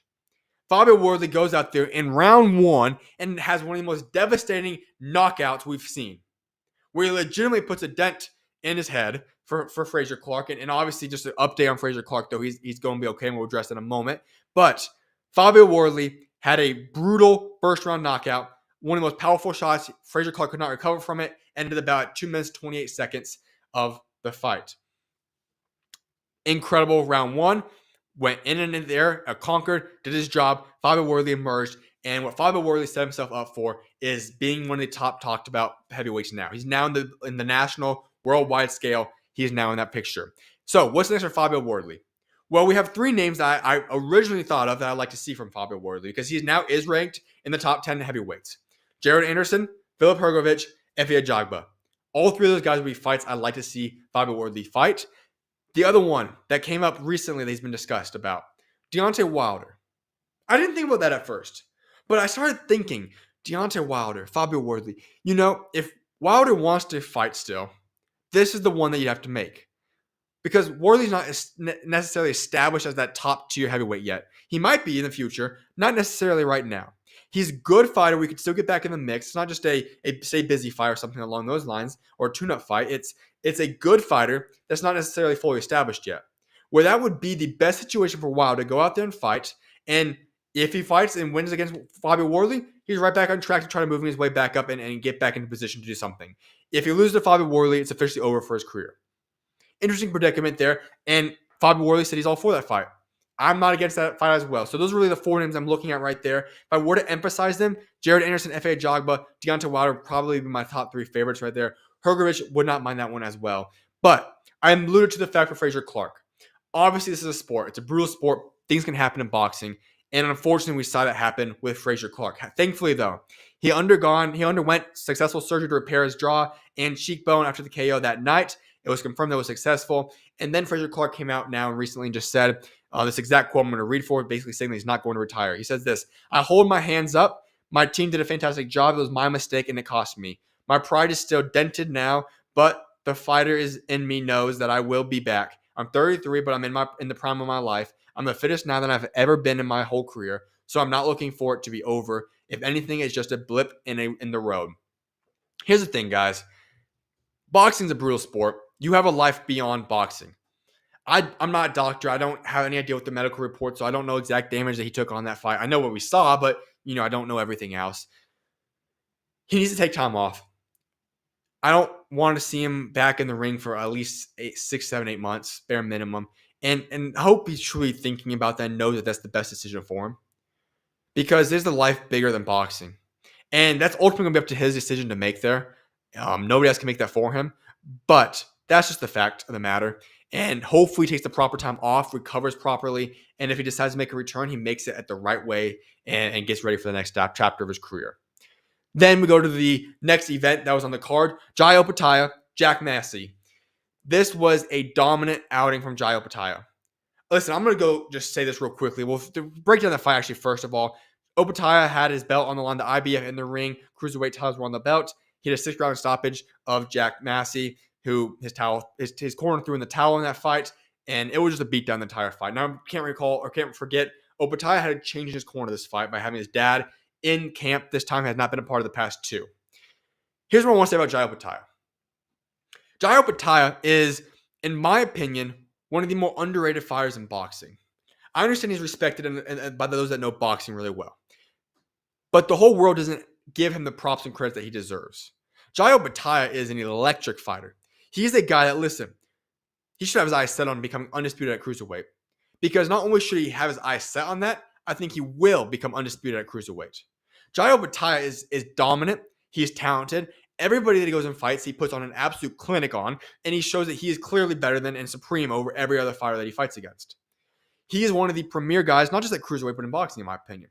I absolutely love what Jai Opetaia brings to the table, and I think that Jai Opetaia has a very, very bright future in this sport, where I truly do believe that potentially by the end of 2025 or early 2026, there will be an undisputed cruiserweight champion, and I believe the one holding that crown will be Jai Opetaia. So what's next for Jai Opetaia? How does he reach that pinnacle I just mentioned to and alluded to? Well, he's got to have his eyes set on becoming undisputed, and therefore there's a path to that happening. CBS, Gilberto Ramirez, will be fighting very soon, and those two guys will then unify the belts, and we'll have essentially 3 champions remaining. Opetaia then has the option of doing a couple of different options here. One, go fight the WBC champion currently, Noah Mikhailanen. That could be an option for him to go pursue, make a fight there. Then you have Jai Opetaia having 2 belts. You'd have the winner of CBS and Gilberto Ramirez having 2 belts. Those guys go fight for undisputed. Could have that go down that way. Or CBS winner, the CBS Gilberto Ramirez fight winner, go fight Opetaia. Opetaia then has 3 belts, and then you go fight for the final one. Either way, you can't have your mind on anything else but getting undisputed. And listen, I understand the report that just came out. IBF is mandating him to go fight another guy. Ridiculous. IBF needs to go settle down and just shut up and go do their own thing. It's getting ridiculous what the IBF is doing. 2 ridiculous mandatory that they're going out and requiring today. You have the first one disrupting the undisputed light heavyweight championship fight, and now you're upsetting and ruining potentially the cruiserweight fights. Stop with this garbage. The IBF needs to go quiet down, understand what's going on, and just step aside for a little bit. Let the job happen that needs to be done. And this is the big problem why I think Turkey, His Excellency, he needs to be able to go get this ultimate thing done where the belts are over with, we have one main belt, and we're fighting for that belt. Because this organization like the IBF doing the garbage that they're doing the past couple of days is getting ridiculous. Stop yanking these belts from everybody. You did it for the heavyweight. You've done it for countless other guys before. Just quit it out. It's garbage. Stop doing it. You're ruining and impacting boxing in a negative light. Let's continue this now. The next fight in the card, Chris Eubank Jr., Kamil Sharameta. Here's another fight that, guess what, was a dominant performance by Chris Eubank. Dropped him first in the early rounds. He ended up knocking him down and knocking him out permanently. In the 7th round, he floored Sharameta 4 times in total that fight. It was a blow to the body that ultimately ended the fight, but it was just a matter of time. The clock was ticking until the fight was over. Eubank made a statement in that fight. First time fighting in over a year. First time he switched trainers to Jonathan Brooks this time around. And listen, there's not much else to discuss. He looked good. It was not really a big fight for him overall. It was more of a tune-up fight. He hasn't fought in a year. Was there any rust? He shut all that off. He proved himself, looked good. Here's what really set himself up for, though. Chris Eubank went out there, fought a good fighter, but we saw it in the days leading up with Conor Benn situation. We've known the history between those two, and it was obviously kind of scripted, I think. But let's just be honest, it was scripted. You had Neymar situation there. You had them all get in the ring, and right after their fight, Conor Benn just runs up there, and we have this big face-off in the ring, Conor Benn and Chris Eubank Jr. I think we all know what's going to happen. I could list other guys I'd prefer and would like Chris Eubank to possibly go fight, but the biggest fight, specifically domestically, is Chris Eubank Jr. versus Conor Benn. I don't think there's any debate in that discussion right there. I think we all want to see that fight happen. It would be huge in the UK. Absolutely huge. I mean, that doesn't get much bigger than that domestically. And ultimately, it's also a good fight as well. It's going to be a great fight in the middleweight division, and it'll be great to see. Can I mention one thing hypothetically, though? And I get it. I know it's not going to happen. They already said it's rumored for the February 22nd card in Riyadh season, so it won't probably happen. But could we just imagine for a second a main event, Wembley Stadium, rematch of AJ Dubois, co-main event, Chris Eubank Jr., Conor Benn? I mean, come on now. It doesn't get much better than that possibly. So I would love to see that. I understand it's probably not going to happen, but that would be something I would love to see occur if that could possibly be made. Let's go to the next fight on that card in Riyadh season. Sky Nicholson, she defeats Raven Chapman, and pretty much a clear-cut defeat there, unanimous decision, and she won on the scorecards 99-91, 98-92, 98-92 on the scorecards there. And let me just be honest right there. Sky Nicholson was great. She was very, very successful. It was the very first women's fight in general, but also women's championship fight on the Riyadh season card, and she showed out, moving her record to 11-0 in her career now. She made, or 12-0 in her career now. She made a great statement. She was in dominant control the entirety of that fight. She's a fun fighter to watch as well. And let's just be honest right now. There's one name she keeps talking about. There's one name I think we all want to see. Sky Nicholson, Amanda Serrano. Make it happen. That's a big fight we could see occur potentially down the line. All right. The final one I need to discuss on the Riyadh season card is one I'm going to get deep into. There is a lot to discuss in regards to what happened in the first fight of the main cards occurring in the Riyadh season this past weekend. Ben Whittaker, Liam Cameron, light heavyweight fight. What a interesting scenario that was. Ben Whittaker got out there and probably won the first round or two, but the tide was quickly shifting, and Liam Cameron was coming out, and you could tell he was winning the rounds then, and it looked like he was turning the tide where it was only going to go downhill for Ben Whittaker at that point going forward, and it was only going uphill for Liam Cameron. And then we have an interesting situation occur. Round 5 comes to a conclusion, and I'm not one that speculates. I'm not one that makes rumors, nor am I one that spreads false information. I go by facts. What happened was two dudes, Liam Cameron, Ben Whittaker, were tumbling over the ropes, something that I don't know how many times has ever been done before in boxing. Can't recall too many of those instances. Go tumbling over the ropes. Medical teams come out. They both get hurt minorly to some extent. Ben Whittaker just doesn't get up. And what ends up happening is Ben Whittaker then gets wheelchaired on out, goes to the hospital, supposedly has a sprained ankle, and he has potentially something aggravated, a neck injury possibly from previously. I'll discuss that in a moment. And that's what occurs. I personally have not seen anything like that. I've seen people purposely try losing, getting out of a fight. Actually, that happened just this weekend, I believe, but this was interesting. And let me just break this down real quickly, because there's a lot of things I want to talk about this. Actually, before I break it down, let me say this point. What happened was Ben Whittaker, in terms of the injury update from Ben Shalom, his promoter says this. Ben Whittaker is undergoing further assessments on his neck as a previous injury was aggravated by the fall. He also experienced an ankle sprain and will begin a rehab process as soon as he is cleared by doctors and is determined to be back in the ring as soon as possible. Okay. Beyond that, Ben Shalom has also come out now and alluded to the fact that he's going to have to recover. He doesn't know how long it's going to take. Beyond that, he's going to make changes to his mentality and changes to his team. And so that likely means that I don't think we're going to get a rematch. However, that's foolish and ridiculous. And so let me break down this fight now that we're going to get into it. What happened in this fight was a guy in Ben Whittaker who, let me say this. I'll be honest with you guys. I love Ben Whittaker. I am and was a huge fan of Ben Whittaker heading into this fight. I love what he brought to the table. I was excited about Ben Whittaker. I was excited because I thought he was very talented, and I was entertained by every time he fought. I'm very disappointed in what I saw. And here's the reason why. I'm going to exclude the whole incident that occurred because I don't know exactly what all happened. I don't know proof. I can make assumptions, but that's just assumptions at the end of the day, meant for debate. Here's what I know. Leading up to the week, and I said this in the preview of Riyadh season card. I previewed this and I said, I was interested why Ben Whittaker kept saying this statement. He kept saying that he can actually box and he actually prefers to be a real boxer in the ring. And he kept bringing up this point that, hey, I was a silver medalist in the 2020 Olympics. I know how to box. I'm fundamentally sound. I don't need to do all the showboating. And I was wondering that. I'm like, okay, great, cool story. Why do you keep talking about that? I didn't think that much of it, but I thought of it enough to the point where I brought that up in the preview for the show. And we get out there, and here was the problem for me. The biggest stage that Ben Whittaker's been on his entire career, a worldwide stage, and he goes out there, and he was not himself.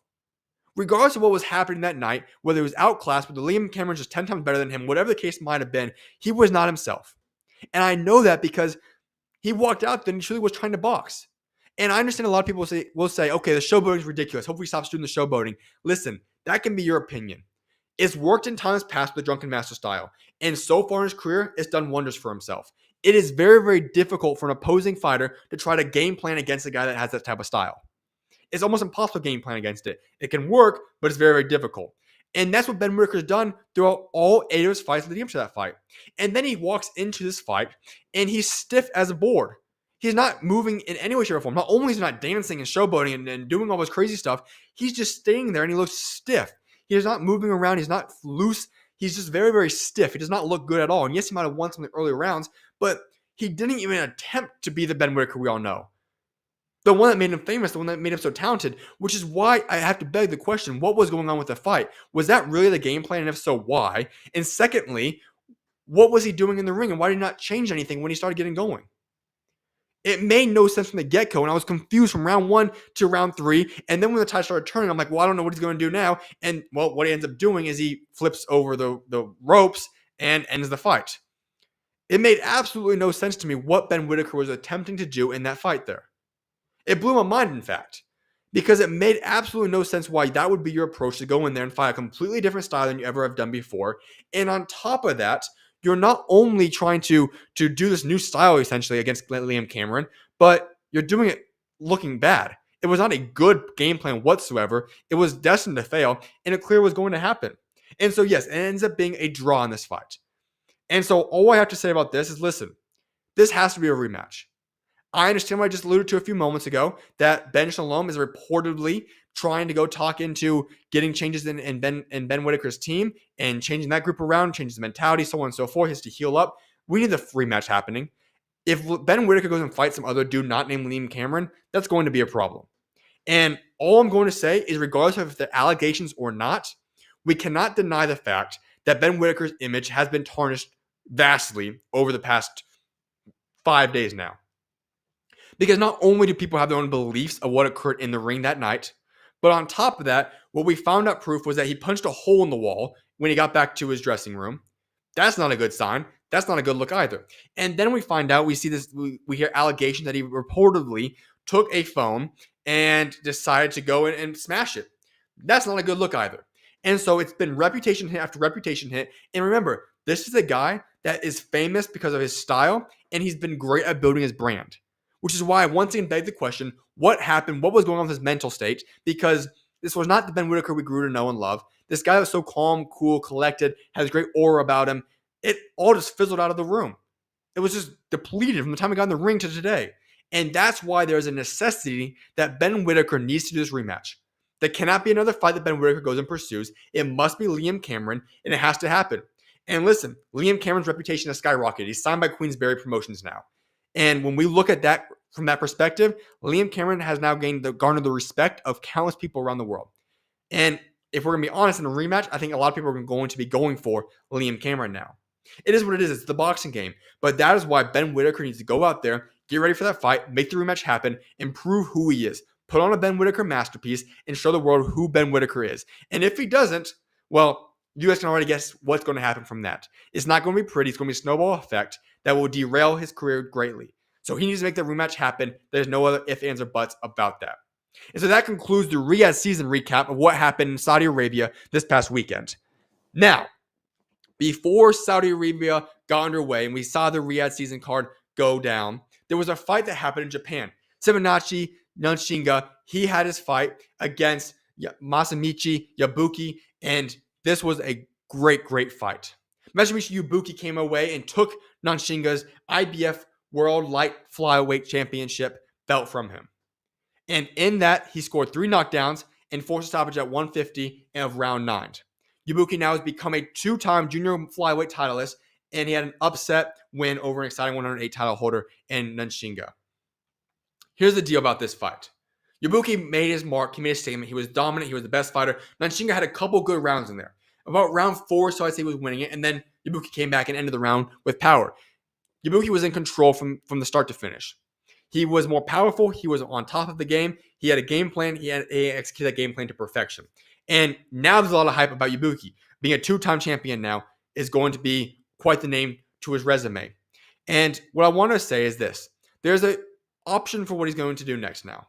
Because he's a great fighter, KO artist. He's had a lot of big-time things in his career so far. What do I see next for him?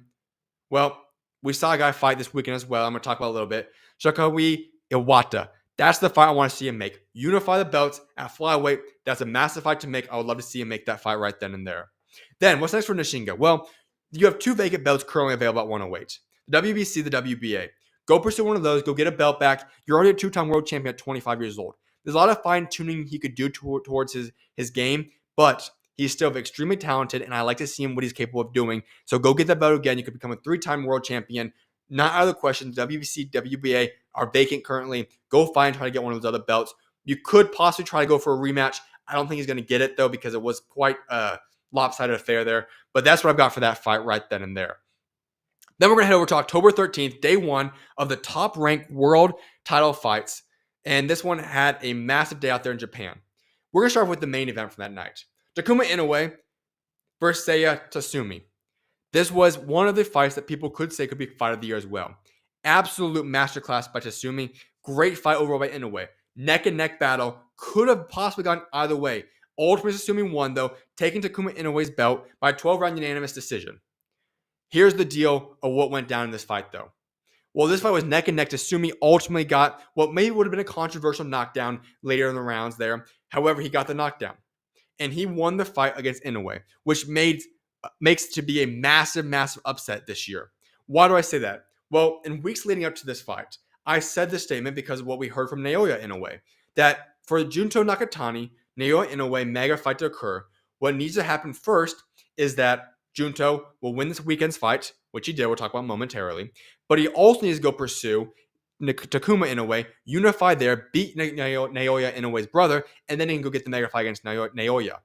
Well, Takuma just lost. Changes plans drastically from that standpoint. But here's what I hope happens.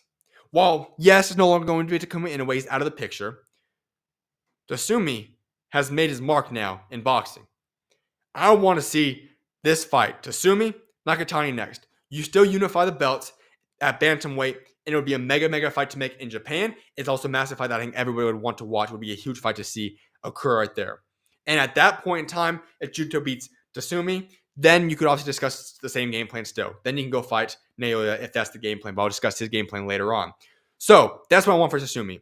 I see no other option other than unifying chip belts. Most likely, you have to go after Junto. That's the big fight to make.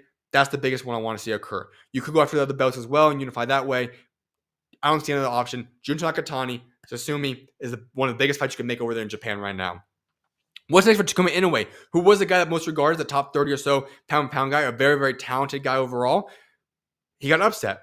You could pursue a potential rematch against Tatsumi. Would not be opposed to that. It was an incredible fight. Neck and neck there. Or he goes after the IBF or the WBO belts. Both those options are very possible and would not be against either one of those outcomes either. The fight right before them, the co-main event of that night, Kenshiro Teraji versus Christopher Rosales. This was an overall great fight and a dominant performance by Teraji. Teraji's WBA and WBC light flyweight titles were on the line there. And in that fight, round 11 comes and he TKOs Christopher Rosales. He becomes the vacant WBC flyweight title holder. So what this means now that Teraji is now a 2-weight champion. Amazing Boy also broke Rosales' nose earlier on in that fight. And from that point on, it was kind of game over. It was an intriguing fight there, to say the least. But he certainly did make his mark in that fight. And we can just see that was obviously a situation where Rosales had great determination. He fought through a lot of pain, a lot of stuff. He showed his grit, showed his warrior mentality. Teraji was just the better fighter. He made a statement that night. What's next for Teraji now? Well, here's what I've got. Unify. You've got a lot of options here. A lot of guys that just fought this past weekend at flyweight. Sigo Yuri Akui, WBA. Angel Ayala, IBF. Anthony Osquaga, WBO. Unify against one of those guys, get 2 belts. I think Teraji is probably the best in that division. We'll see, obviously. You could make a debate. I think Akui is also very, very talented there as well. But unify against one of those guys. That's got to be the next game plan for Teraji. Let's go down to the other guys that could possibly be the best guy at light flyweight. Sigo Yuri Akui. He goes out there and his WBA flyweight title was on the line that fight. And he defeats Tachinachi Kuropak. That was also a decent fight overall. I wouldn't say it was a drastic statement, though, overall. He retains his belt. It was a split decision in that fight. But once again, similar to what I just said for Teraji, his next game plan has got to be simple. You have unifying on your mind. Go after a few different guys you can go pursue. Angel Ayala, IBF, Anthony Osquaga, or Kenshiro Teraji. The biggest fight thing you can make right there is Kenshiro Teraji versus Sigo Yuri Akui. That is the biggest fight you can make right there for that division. I would love to see those 2 guys unify. But either way, just go unify in your next fight. Both guys made the mark. Both guys proved themselves, defended the belts. Let's go unify now. That's got to be the next chapter for both of them. Let's go to the next fight. The very first fight of that day. And that fight was Shokiya Iwata versus Jairo Noriega. For the vacant WBO light flyweight title, Shokiya Iwata defeated Jairo by TKO round 3 of that fight. He won the vacant WBO light flyweight title. Obviously, a quick in and out display. Showed his dominance, showed his power. It was a brutal knockout as well. Great fight, though, in that fight right there. He was dominant from start to finish. had Noriega in a pickle there. He was not going to get out of that fight. It was a dominant showing from start to finish, and the TKO round 3 was not shocking at all. Here's what I got next for Iwata. You have one big thing to unify. Masamichi Ibuki. I just talked about it a few moments ago. I believe that Ibuki is the best person in that weight class. I think what he did against Nashinga was a dominant display, and I think he's the real deal. Iwata's another great guy as well. Both those guys have the belts currently, and I want to see those two guys unify. That would be a massive, massive fight you could make once again in Japan. That would be a huge fight to see. I'm all for seeing that fight go down. Let's go to day 2 now of this top-ranked fight card out there in Japan, and we're going to go with the main event for that night. The final one that wrapped up all the fights of this great weekend. Junto Nakatani, Pechsor Chapatana for the Nakatani's WBC bantamweight titles were on the line. And let me just break down this fight for us. Junto Nakatani walks out of this fight, and in utter domination, essentially, was in control of the whole fight. I know the scorecard supposedly said that Pech had a couple rounds in there, maybe. I would have had Junto winning all 6 rounds up until the knockout. You could make a debate, sure. He was a little bit slow. I know he's just trying to dissect it and get the information, analyze the information, and break down Pechsor Chapatana in those early rounds there. It was a little bit slow start, though. But you could see, all of a sudden, everything clicked. I'd say round 4 is back into round 4, round 5 a little bit, and then round 6 he went all out. And in that fight, we saw the power of Junto Nakatani. We saw his overall elite pound-for-pound greatness and why he is a guy that's regarded by most people in the top 10 pound-for-pound lists. And I like the display that we saw from Junto Nakatani. It was a great display. He showed us how talented he was, and he had a great display this weekend. And it sets up something for an exciting future for Junto Nakatani. All the hype was, I alluded to a few moments ago, was Junto Nakatani going and fighting Takuma Inoue. The winner of that fight, obviously, if Junto won that fight at least, would go fight Naoya Inoue, one of the biggest fights you could make in the boxing world. That's now scratched. Inoue is now off the table, and so now we have to look at is the fight that I just said I want to see. Junto Nakatani, unify bantamweight, Seiya Tatsumi. That's the biggest thing you can make. That is the second best guy, I'd say, in that division, and I would love to see Tatsumi versus Nakatani. Absolutely would be a great show right there you want to see there. And ultimately, your attempt should be to go for undisputed. That's what I want to see.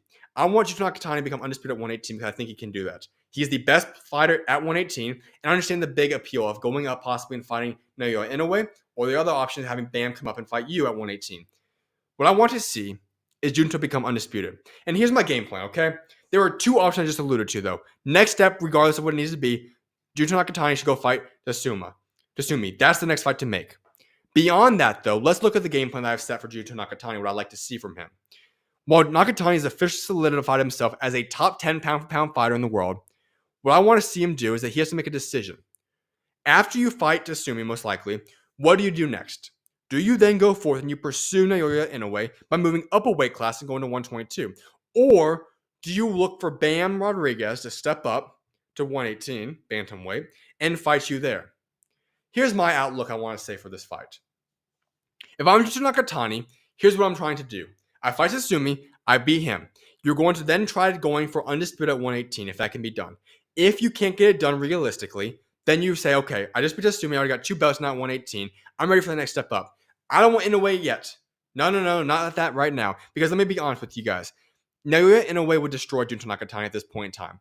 The reason I say that is because Naoya Inoue is already better than Junto Nakatani in my opinion.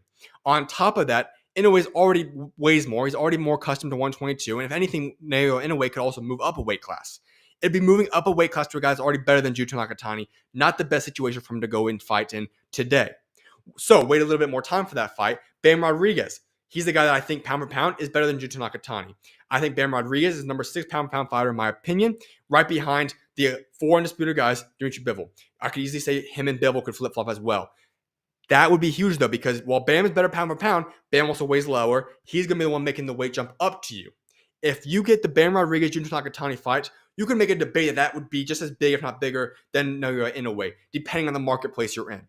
If you're in Japan, we're not debating that one. If you're in America, you know, Junto's already fought a few times in stateside in the West, and you've had the opportunity now where Bam obviously has predominantly always been in the West, and out here in America, that could be a huge fight you could do in multiple locations. So worldwide, that could be a bigger appeal potentially, right?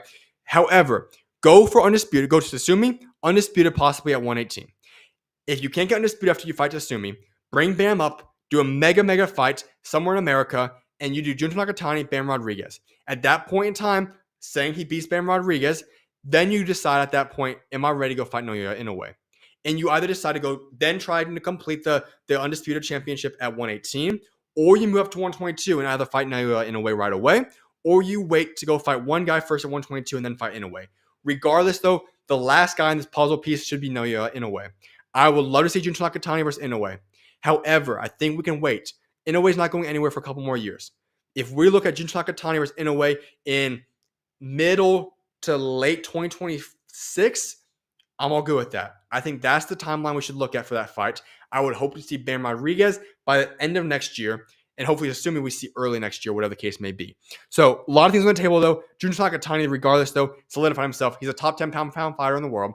He showed a dominant performance. He got the KO in round 6. Great showing by Junta Nakatani. And he's got all kinds of stuff on the table now for mega fights, big paydays, and opportunities to continue to move his way up the pound-for-pound list. Let's go to the fight. Also, the other championship fight on that card that night. Kosei Tanaka versus Famulele Kafu.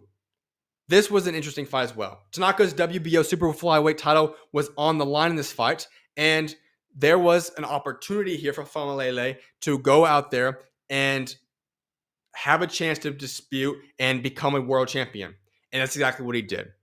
When we look back at this fight, it could have gone either way. When I look at the beginning portions of the fight, I really thought that Fumalela was going to be the guy that was winning. I thought he was dominant in the early portions. There was a swing that happened for Tanaka, though. He looked better the second half stretch. I would have been okay with either way that fight would have gone down. However, it was a great fight, and it's one of those situations where both fighters looked great. It wasn't that one guy looked worse than the other. It was that both guys looked very good, and they produced at a high level, making it to be a great fight overall that night. And when I talk about those two guys right there, you, like I said, could have gone either way. But Kafu, he is the new champion at flyweight, super flyweight. My apologies. And he won by split decision, 114-113, 114-113, 113-114 were the scorecards there. And so obviously a great fight overall right there. I was highly entertained by that fight. I learned a lot of respect for Kafu, and I like what they were able to bring to the table right there. Tanaka also, though, by no means is he off the table. He had a great performance. I think he'll be a champion once again down the line. So what's next then for Kafu? Well, Fernando Martinez to unify would be my number one option for him. Roman Gonzalez, the number one challenge contender right now, would be also a challenge for me. Then, you could look down the line. Here's the fight you could make. Famulele, Bam Rodriguez. Listen, this is not the fight I want to see next. Famulele should probably go pursue Fernando Martinez, like I said, to unify first, and then Roman Gonzalez. Bam Rodriguez is special. Bam Rodriguez is a number 6 in my opinion. I would be fine saying number 5 as well. He is the real deal. And I don't think anybody's really competing with Bam Rodriguez. You know, we're talking about the only person people I think really could challenge Bam Rodriguez right now is Nakatani at 118. And if it ever happens in the future, obviously I'm like Naoya Inoue at 122. There's not a lot of guys that's going to be able to challenge Bam Rodriguez. He is that good. And so if I'm Famulele, go for undisputed or go for unification first against Fernando Martinez or defend against Roman Gonzalez, and Bam can come later on the table. You know, if that's going to be something where you say, Bam, hey, you know, go for undisputed and you go fight this fight. If Famulele still is the champion, Bam Rodriguez, Famulele, late next year or something, that could see that one happening. But Bam is obviously on the table. If you get that opportunity for a big money fight, you're going to take it. It would be a big fight regardless. But that's what I got next for Kafu. Then we're going to end with a downside note. The very first fight of day 2 of the top rank Japan card was a disappointment. Can I say, actually, let me go beyond that. It was a disgrace. Anthony Alaskawa, Jonathan Gonzalez. Alaskawa's WBO flyweight title was on the line.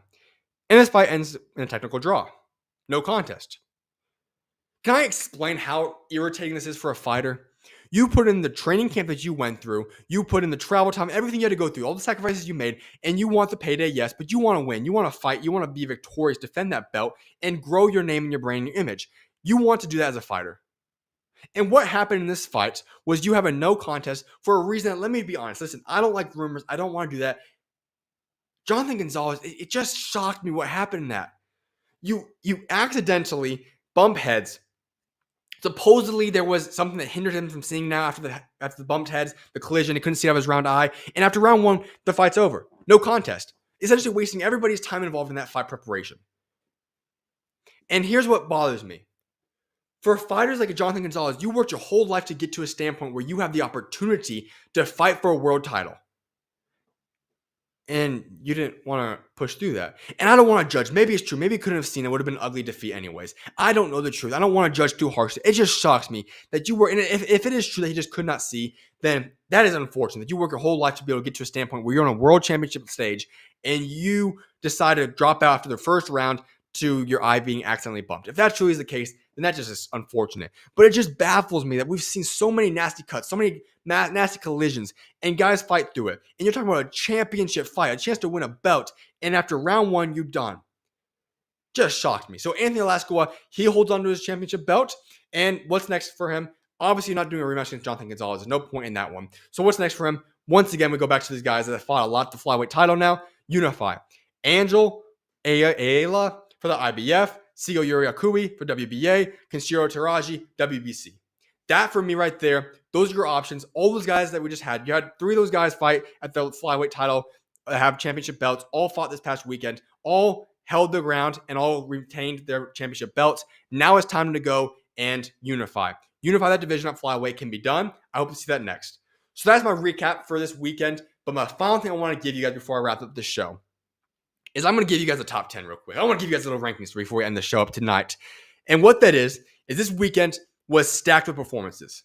So many great card fights I just broke down over the past little while of time now. And I came up with a list of 10 top performers from this weekend. And I'll give you guys a little bit insight into this list.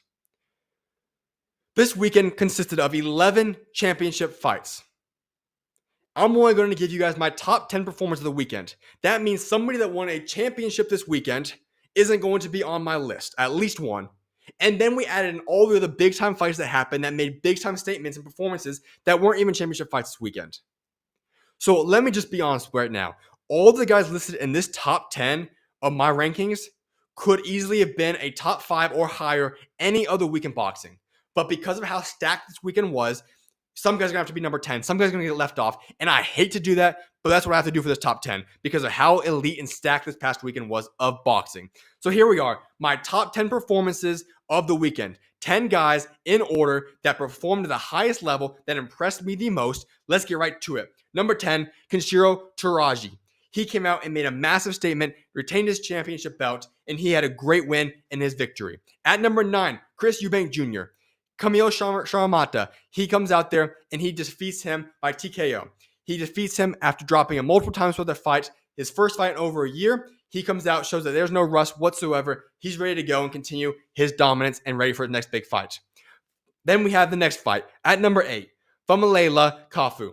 He had a great display out there in what was one of the best fights of the weekend in my opinion. A closely contested fight, split decision fight against Kosei Tanaka. But in that fight, he showed why he is one of the up-and-coming great fighters in his weight class. He showed his weight, how talented he is, how explosive he is, and why he's a very, very bright future.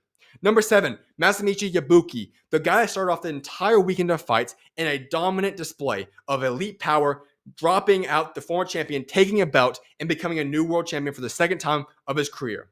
Number 6, Junto Nakatani, a guy that I could easily have put number 5. He's about split with my number 5 option. The reason I had to put him at number 6 is simply because of the fact that it just happened to last a little bit longer than number 5 did. And it was a little bit slower from the get-go. But regardless, Junto Nakatani could easily be number 1 in any other week in boxing. This week is stacked. 6th round, TKO, dominant performance, showed his power, showed how talented he is, and solidified himself as a top 10 pound-for-pound fighter in the world. Number 5, Jai Opataya. Another guy that I could say easily could have been a top 3 or maybe even the best fighter in most boxing weekends. Absolutely dismantled Jack Massey this past weekend. He put on absolute masterclass from round 1 to the time he TKO'd him and the towel was thrown into the ring. This was a dominant display by Jai Opataya. He showed why he is one of the premier fighters in boxing going forward the cruiserweight division, and he has a very, very bright future. Number 4, Bobby O'Wardley, the man that had debatably the KO of the year on Frazier Clark. A round 1 destructive TKO.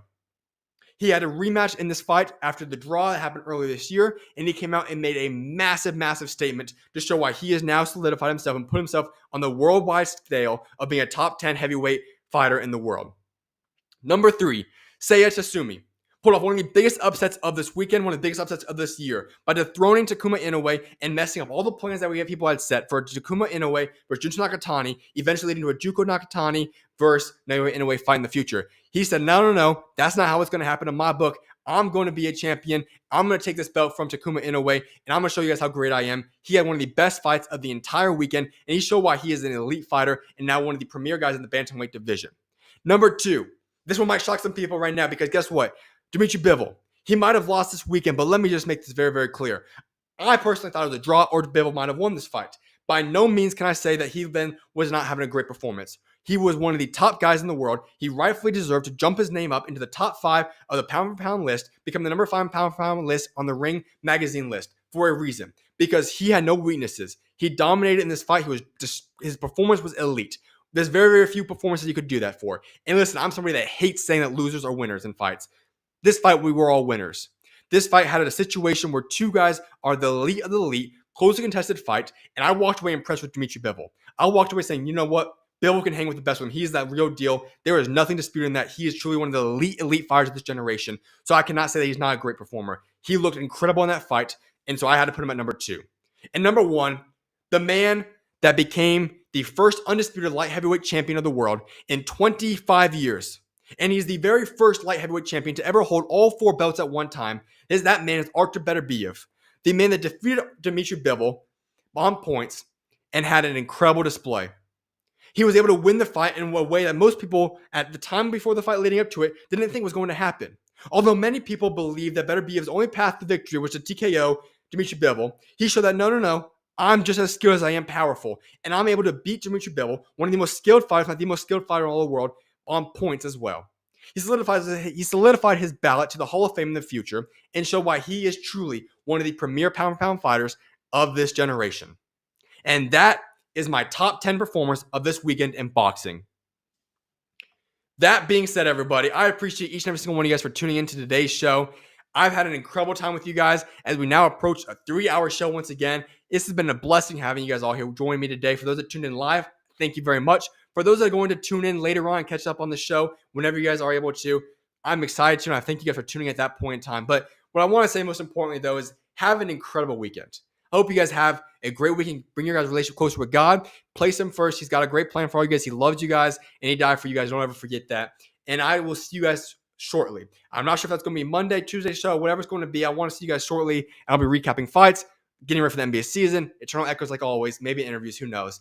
I appreciate each and every single one of you guys for tuning in once again. May God bless you guys all. Have a great weekend, and I'll see you guys the next time I'm on live.